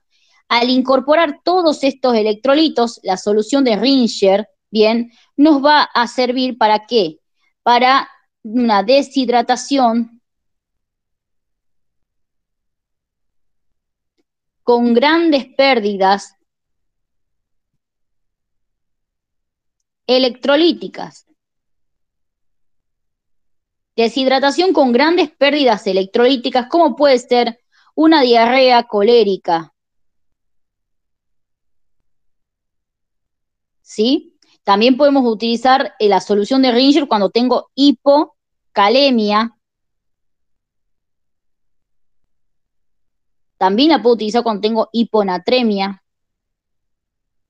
¿Sí? ¿Por qué? Porque estoy incorporando esto. Cuando tengo una hipocalcemia.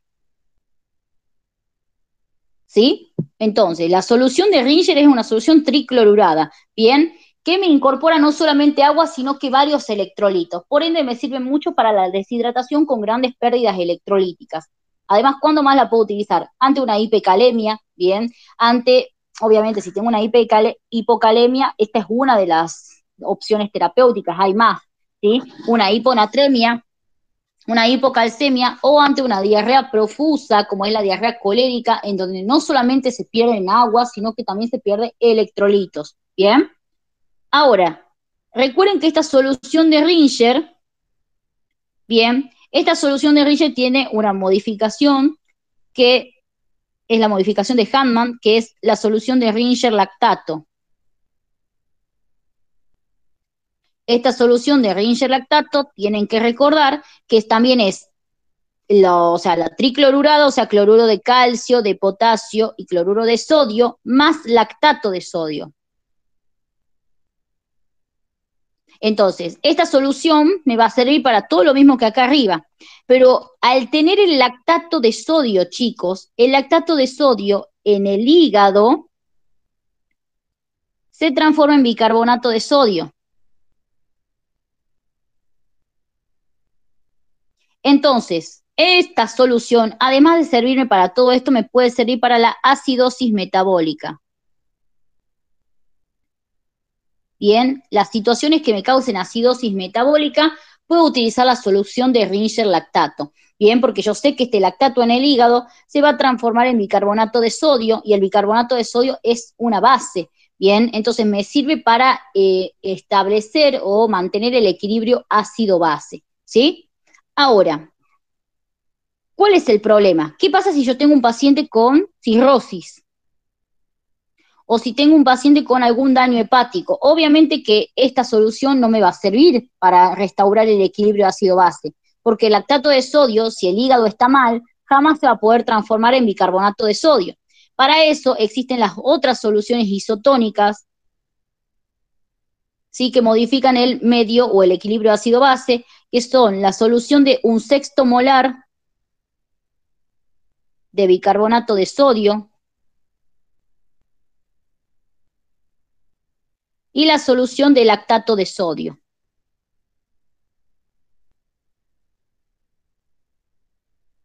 Obviamente que a esta solución de lactato de sodio no la voy a utilizar tampoco, porque esta también necesita biotransformarse en el hígado. Esta necesita biotransformarse en el hígado también, entonces no la voy a usar. La que voy a utilizar en esta situación es la de 1/6 molar de bicarbonato de sodio, en donde yo incorporo directamente el bicarbonato, no requiero ningún tipo de biotransformación. Entonces, dentro de las soluciones isotónicas tienen que saber que hay 3 que modifican el equilibrio ácido-base. Modifican el equilibrio ácido-base. Y estas 3 son la solución de Ringer lactato, la solución de 1/6 molar de bicarbonato de sodio y la solución de lactato de sodio. Bien, recuerden, la más utilizada de todas estas en realidad es la de 1/6 molar. Bien, ¿por qué? Porque si a vos te llega un paciente con acidosis metabólica, ¿para qué le vas a administrar tantos electrolitos? Se puede utilizar la de 1/6 molar de bicarbonato de sodio tranquilamente, ¿sí? Pero muchas veces esta acidosis metabólica puede ir acompañada de una pérdida electrolítica. Entonces, en esa situación puedo utilizar la de Ringer lactato. Lo que les preguntan en el examen a ustedes es si pueden utilizar la solución de Ringer lactato, bien, en un paciente que tiene alguna alteración hepática. Y la respuesta claramente es que no. ¿Por qué no? Porque no se va a poder transformar el lactato de sodio en bicarbonato de sodio, ¿sí? Entonces, eso en cuanto a las soluciones isotónicas. Y después tenemos las hipertónicas. Todas estas, antes de que me olvides, todo esto son cristaloides. ¿Sí? Los cristaloides, recuerden que eran soluciones que incorporan agua y electrolitos. Bien, agua, azúcar y electrolitos. Eso es un cristaloide. Bien, las soluciones hipertónicas van a ser la solución glucosada,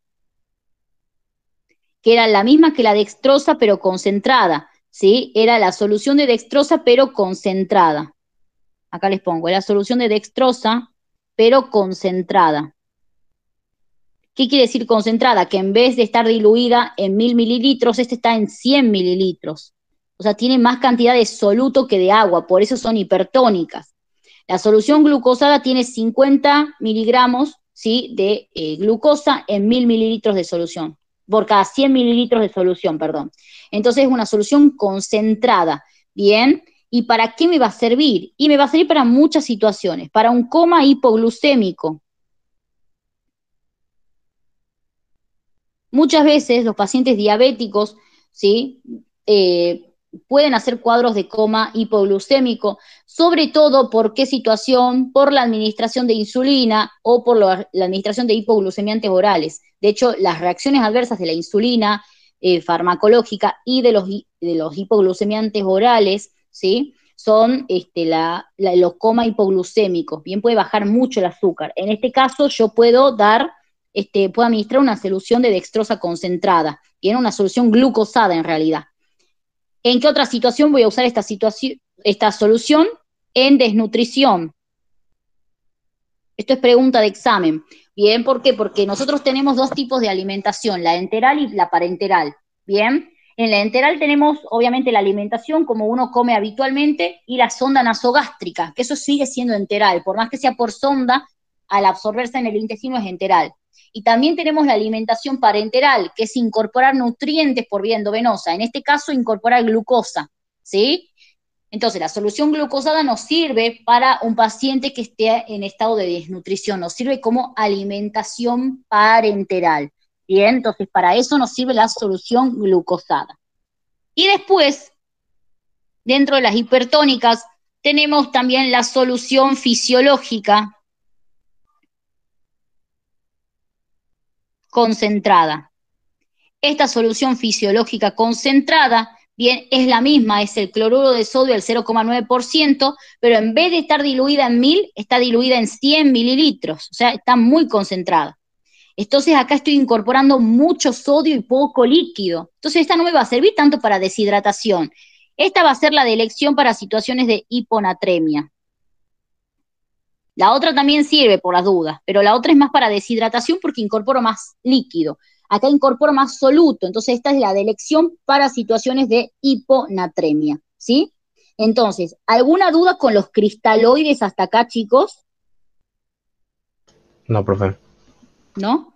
Perfecto. Vamos a poner coloides, porque ustedes ya saben que las soluciones parenterales se dividen en cristaloides y coloides. Los cristaloides incorporan, recuerden, solutos, glucosa y agua. Los coloides tienen la capacidad de aumentar la presión oncótica, ¿sí? Porque incorporan principalmente sustancias de naturaleza proteica. Bien, recuerden estudiarse las características del coloide ideal, eso es bastante largo, por eso no lo podemos ver acá, pero vamos a ir mencionando algunas cositas.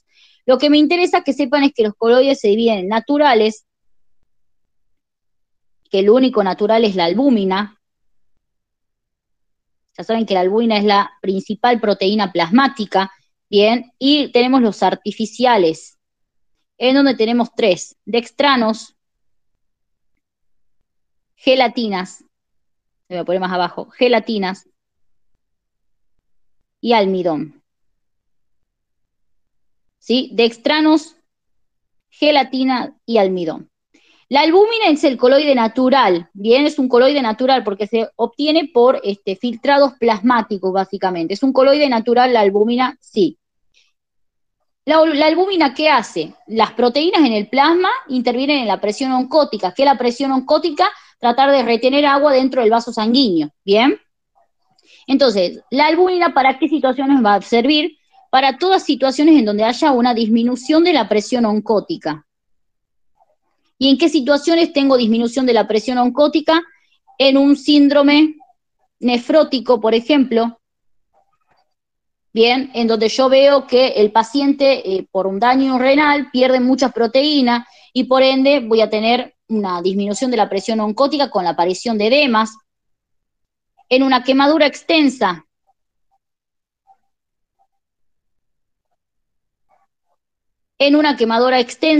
más del 70% del cuerpo, bien, en una quemadura extensa, esto es pregunta de examen, ¿qué solución parenteral se utiliza cuando tengo una quemadura de más del 70%? Todo el mundo dice que hay que hidratar, pero no hay que hidratar, eso no es lo primero es restaurar la presión oncótica. Este paciente, además de estar quemado, va a estar todo edematizado. ¿Por qué?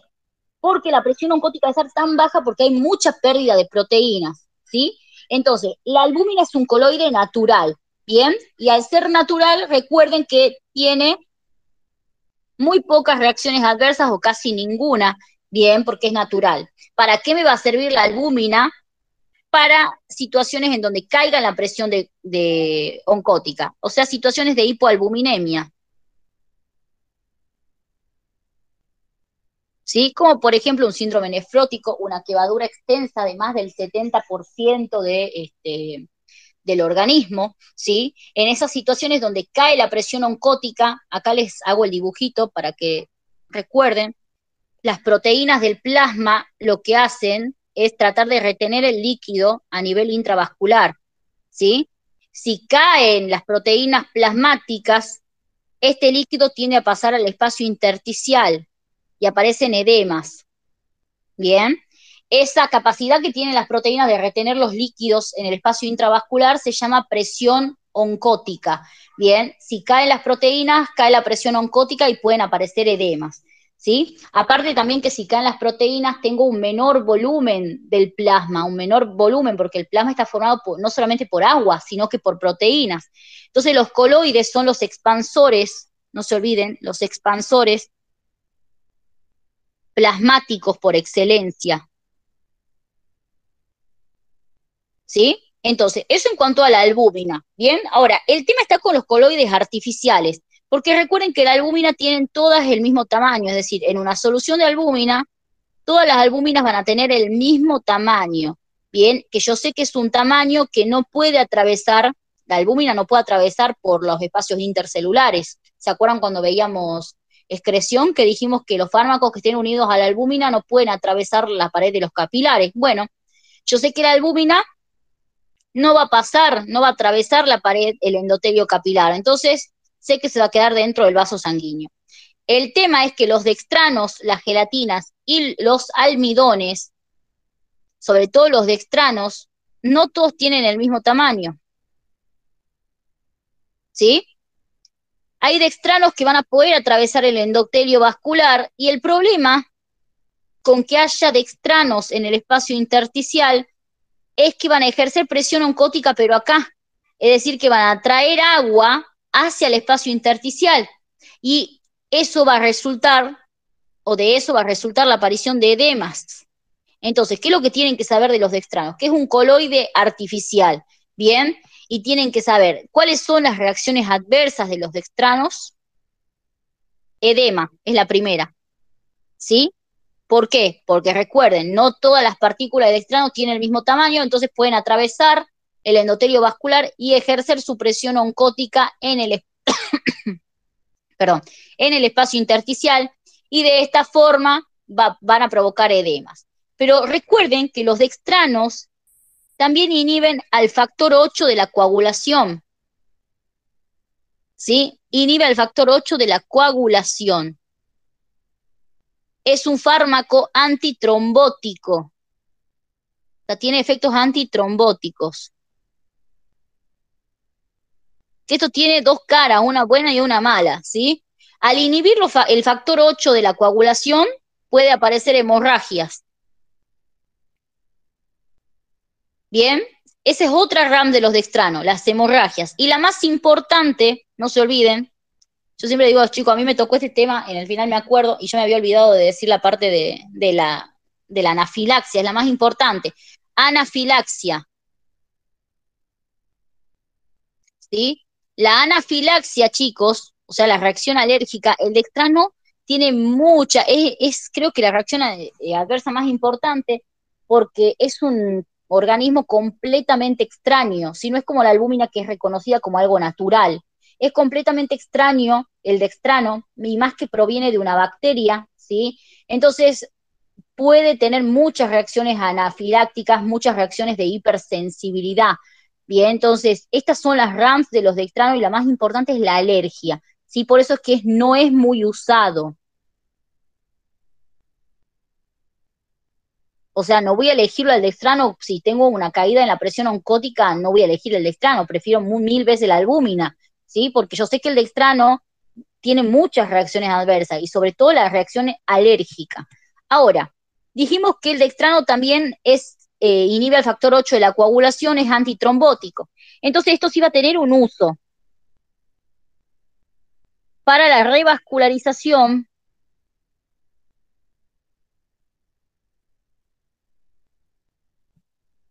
de las extremidades en pacientes diabéticos, ¿sí? No sé si se acordarán, pero bueno, en un paciente diabético el flujo sanguíneo deja de ser laminar, ¿sí? Para volverse turbulento, digamos.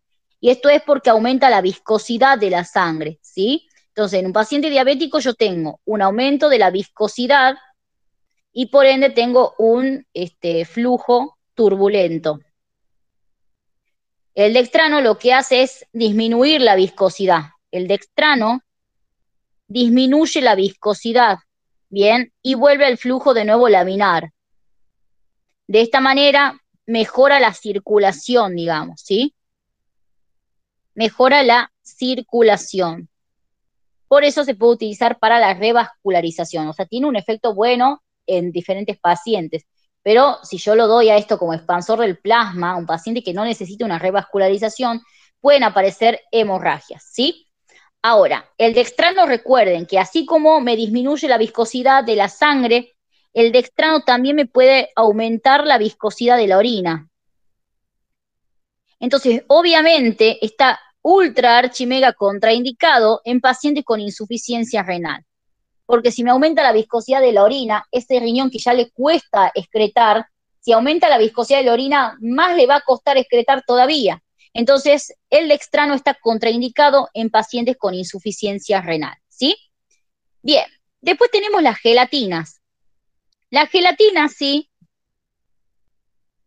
tienen menor, sí, o sea, menor anafilaxia, digamos, que los dextranos. O sea, pueden causar menos alergia que los dextranos, pero sí causan alergia también, porque son extraños.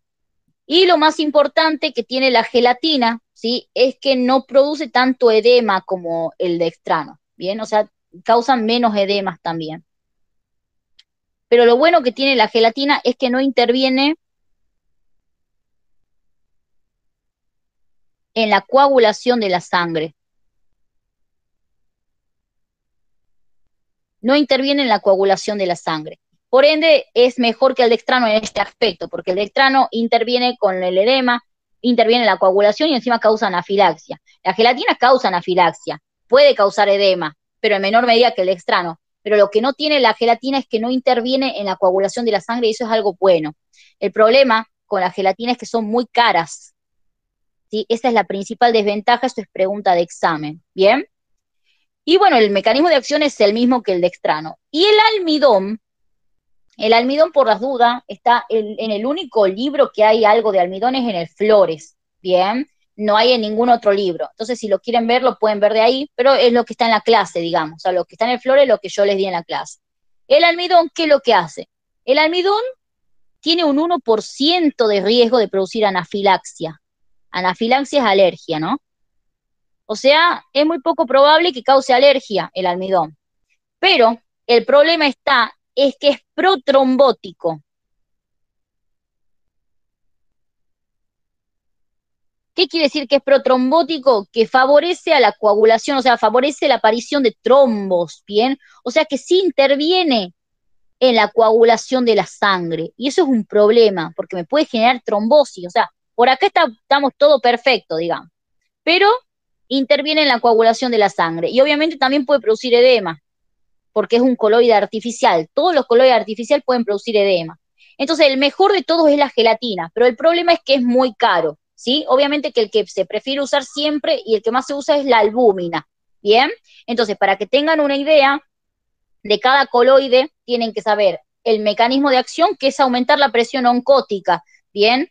Ese es el mecanismo de acción de todos los coloides, son expansores del plasma. Ahora, de cada uno tienen que saber cuál es el beneficio, lo que tienen los naturales sobre los artificiales, y es que los naturales no tienen tanto riesgo de edema, bien, los artificiales sí, porque sus moléculas son de diferentes tamaños, y algunas pueden escapar al espacio intersticial. Y de los artificiales tienen que saber, el dextrano como el Padre Nuestro, es el que más toman, reacción adversa, para qué se usan, y de la gelatina y del almidón solamente tienen que saber cuáles van a ser las diferencias entre ellos y el dextrano, ¿bien? ¿Está claro? ¿Los coloides, chicos, tienen alguna duda con este tema? Sí, con todas las soluciones parenterales en realidad. No, Flor. Bueno, para terminar les voy a decir qué cosas les pueden preguntar de soluciones parenterales, ¿bien? Les voy a tirar un par de preguntas, después se las mando por WhatsApp igual, cuando ya tenga el grupo armado de la mesa, de los chicos que sí o sí rinden, yo por WhatsApp les mando todas las preguntas de nuevo, bien, para que ustedes las tengan escritas y ahí a mano, digamos. Pero se las voy diciendo desde ya. ¿Qué preguntas les pueden hacer de soluciones parenterales? ¿Qué usamos ante una quemadura del 70%? ¿Bien? La mayoría dice solución fisiológica, pero lo que se usa es albúmina. Ya saben por qué, porque en esta quemadura hay pérdida de proteína, ¿bien? Y yo quiero restaurar la presión oncótica, ¿bien? Les pueden preguntar también, ¿qué coloides conocen? ¿Qué coloides conocen? Esta pregunta es fácil, pero bueno, yo les digo cómo les pueden preguntar. Bien, capaz que no les piden que hablen de coloides, sino le dicen, ¿qué coloides conoces? Y ustedes mencionan los que conocen, ¿sí? Ahora, les van a preguntar de esos coloides que ustedes conocen, ¿cuál conviene elegir? ¿Sí? ¿Cuál conviene elegir? Y ustedes tienen que decir la albúmina. La albúmina es la que conviene. ¿Por qué? Porque es un derivado endógeno, es decir, es natural la albúmina y por ende tiene menor reacciones adversas. O sea, va a ser más aceptado por el organismo, ¿sí? ¿Qué otra pregunta más le pueden hacer? ¿Qué usamos en un coma hipoglucémico? Utilizamos la solución glucosada, ¿sí? ¿Qué más le pueden preguntar? ¿Qué usamos en una situación de shock hipovolémico? En un shock hipovolémico uno dirá, bueno, lo que tengo que usar es un expansor del plasma, porque tengo hipovolemia, necesito restaurar líquido y soluto. Si necesito restaurar líquido y soluto, uno dice, bueno, puedo utilizar una solución, no sé, fisiológica, una solución de Ringer, pero la verdadera respuesta acá es que se usa una solución de Ringer lactato. Y esto tiene una explicación, porque cuando hay un shock hipovolémico, llega menos cantidad de sangre a los tejidos, menos sangre a los tejidos. Y si llega menos sangre a los tejidos, llega menos oxígeno a ellos. Y si llega menos oxígeno, las pobres células no tienen el oxígeno necesario para cumplir con su función, entonces empiezan una respiración anaerobia, una respiración anaeróbica, ¿sí? Entonces, esta respiración anaeróbica, es decir, empiezan a trabajar sin oxígeno, una respiración anaeróbica. Resultado de esa respiración anaeróbica es un aumento en el ácido láctico, ¿sí? Entonces, en un shock hipovolémico, ya van a estudiarlo más adelante, pero el shock hipovolémico es una de las causas de acidosis metabólica. ¿Por qué? Como les digo, si tengo una hipovolemia, tengo hipoperfusión. Si tengo hipoperfusión, no llega la cantidad suficiente de oxígeno a los tejidos, ¿bien? Si no llega mucho oxígeno, las células empiezan a trabajar sin oxígeno, o sea, la respiración anaeróbica, ¿bien? Y como resultado, como producto final de esta respiración anaeróbica, se suele producir ácido láctico, y esto me produce una acidosis metabólica.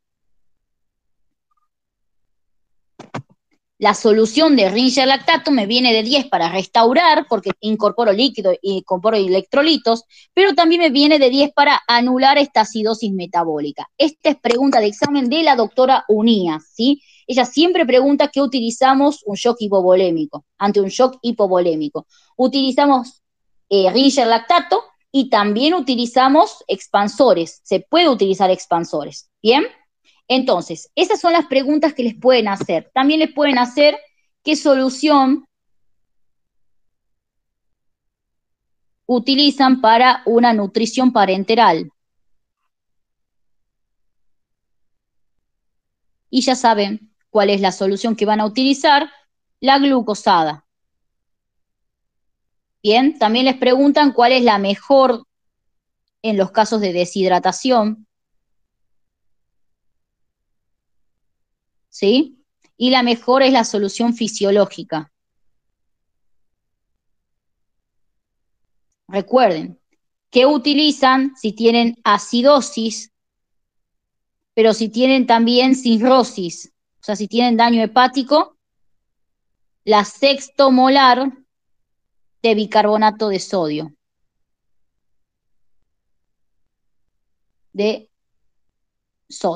¿Sí?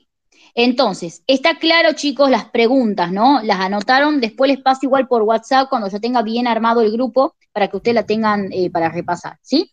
Bueno, con esto concluimos la primera parte del repaso de dinamia, ya les voy a comunicar cuándo sería la segunda parte, y como les digo, hay muchas preguntas, yo cuando ya tenga los chicos que posta rinden en febrero, yo armo un grupo aparte, ustedes después si quieren pueden salir porque creo 1000 grupos yo, y en este grupo aparte yo lo que les mando es todas las preguntas que toman cada doctor, bien, voy a hacer lo mismo con los chicos de la San Pablo, tengo un grupo con ellos, así que a ellos aparte, vamos con la UNT, qué preguntas toma cada doctor, bien, les mando qué tienen que saber para cada uno de ellos, por qué, por las dudas, quién les llega a tocar, bien.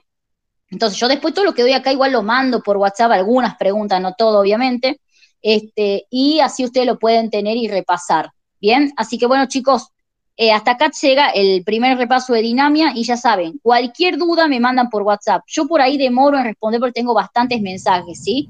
Pero por eso les digo que ustedes traten de sus dudas guardarlas para los repasos porque yo no respondo muy rápido. A veces justo capaz que sí estoy y les respondo al toque, pero por ahí puedo demorar. Entonces por eso les digo que las consultas traten de mandarlas o por el grupo, ¿sí? O bien por, las traten de hacer acá en los repasos, ¿bien? Flor, ¿cuándo seguimos? Ya les voy a confirmar cuándo seguimos, tengo que pegarle una ojeada del cronograma. Puede ser mañana, seguramente, ¿sí? Bien, ¿a la misma hora? Ya voy a ver, porque creo que mañana tenemos una clase sincrónica primero, así que ya me voy a fijar bien. Pero bien, probablemente sea la mañana también. Bien. ¿Sí? Así que bueno, chicuelos, nos vemos en el Flor, próximo repaso. Nos vemos mañana, Flor, porque mañana hay clase. Sí, disculpa, ¿cómo te va, Flor? Escúchame, si tengo acceso a los drive que vos me preguntaste, yo te contesté por WhatsApp, pero como viste que bien. no lo has visto, entonces ahora me he olvidado de avisarte los otros días. Ya veo yo, así que muchas gracias, ¿no? Dale, Marce, no hay ningún problema. Nos vemos, chicos. Bueno, nos vemos.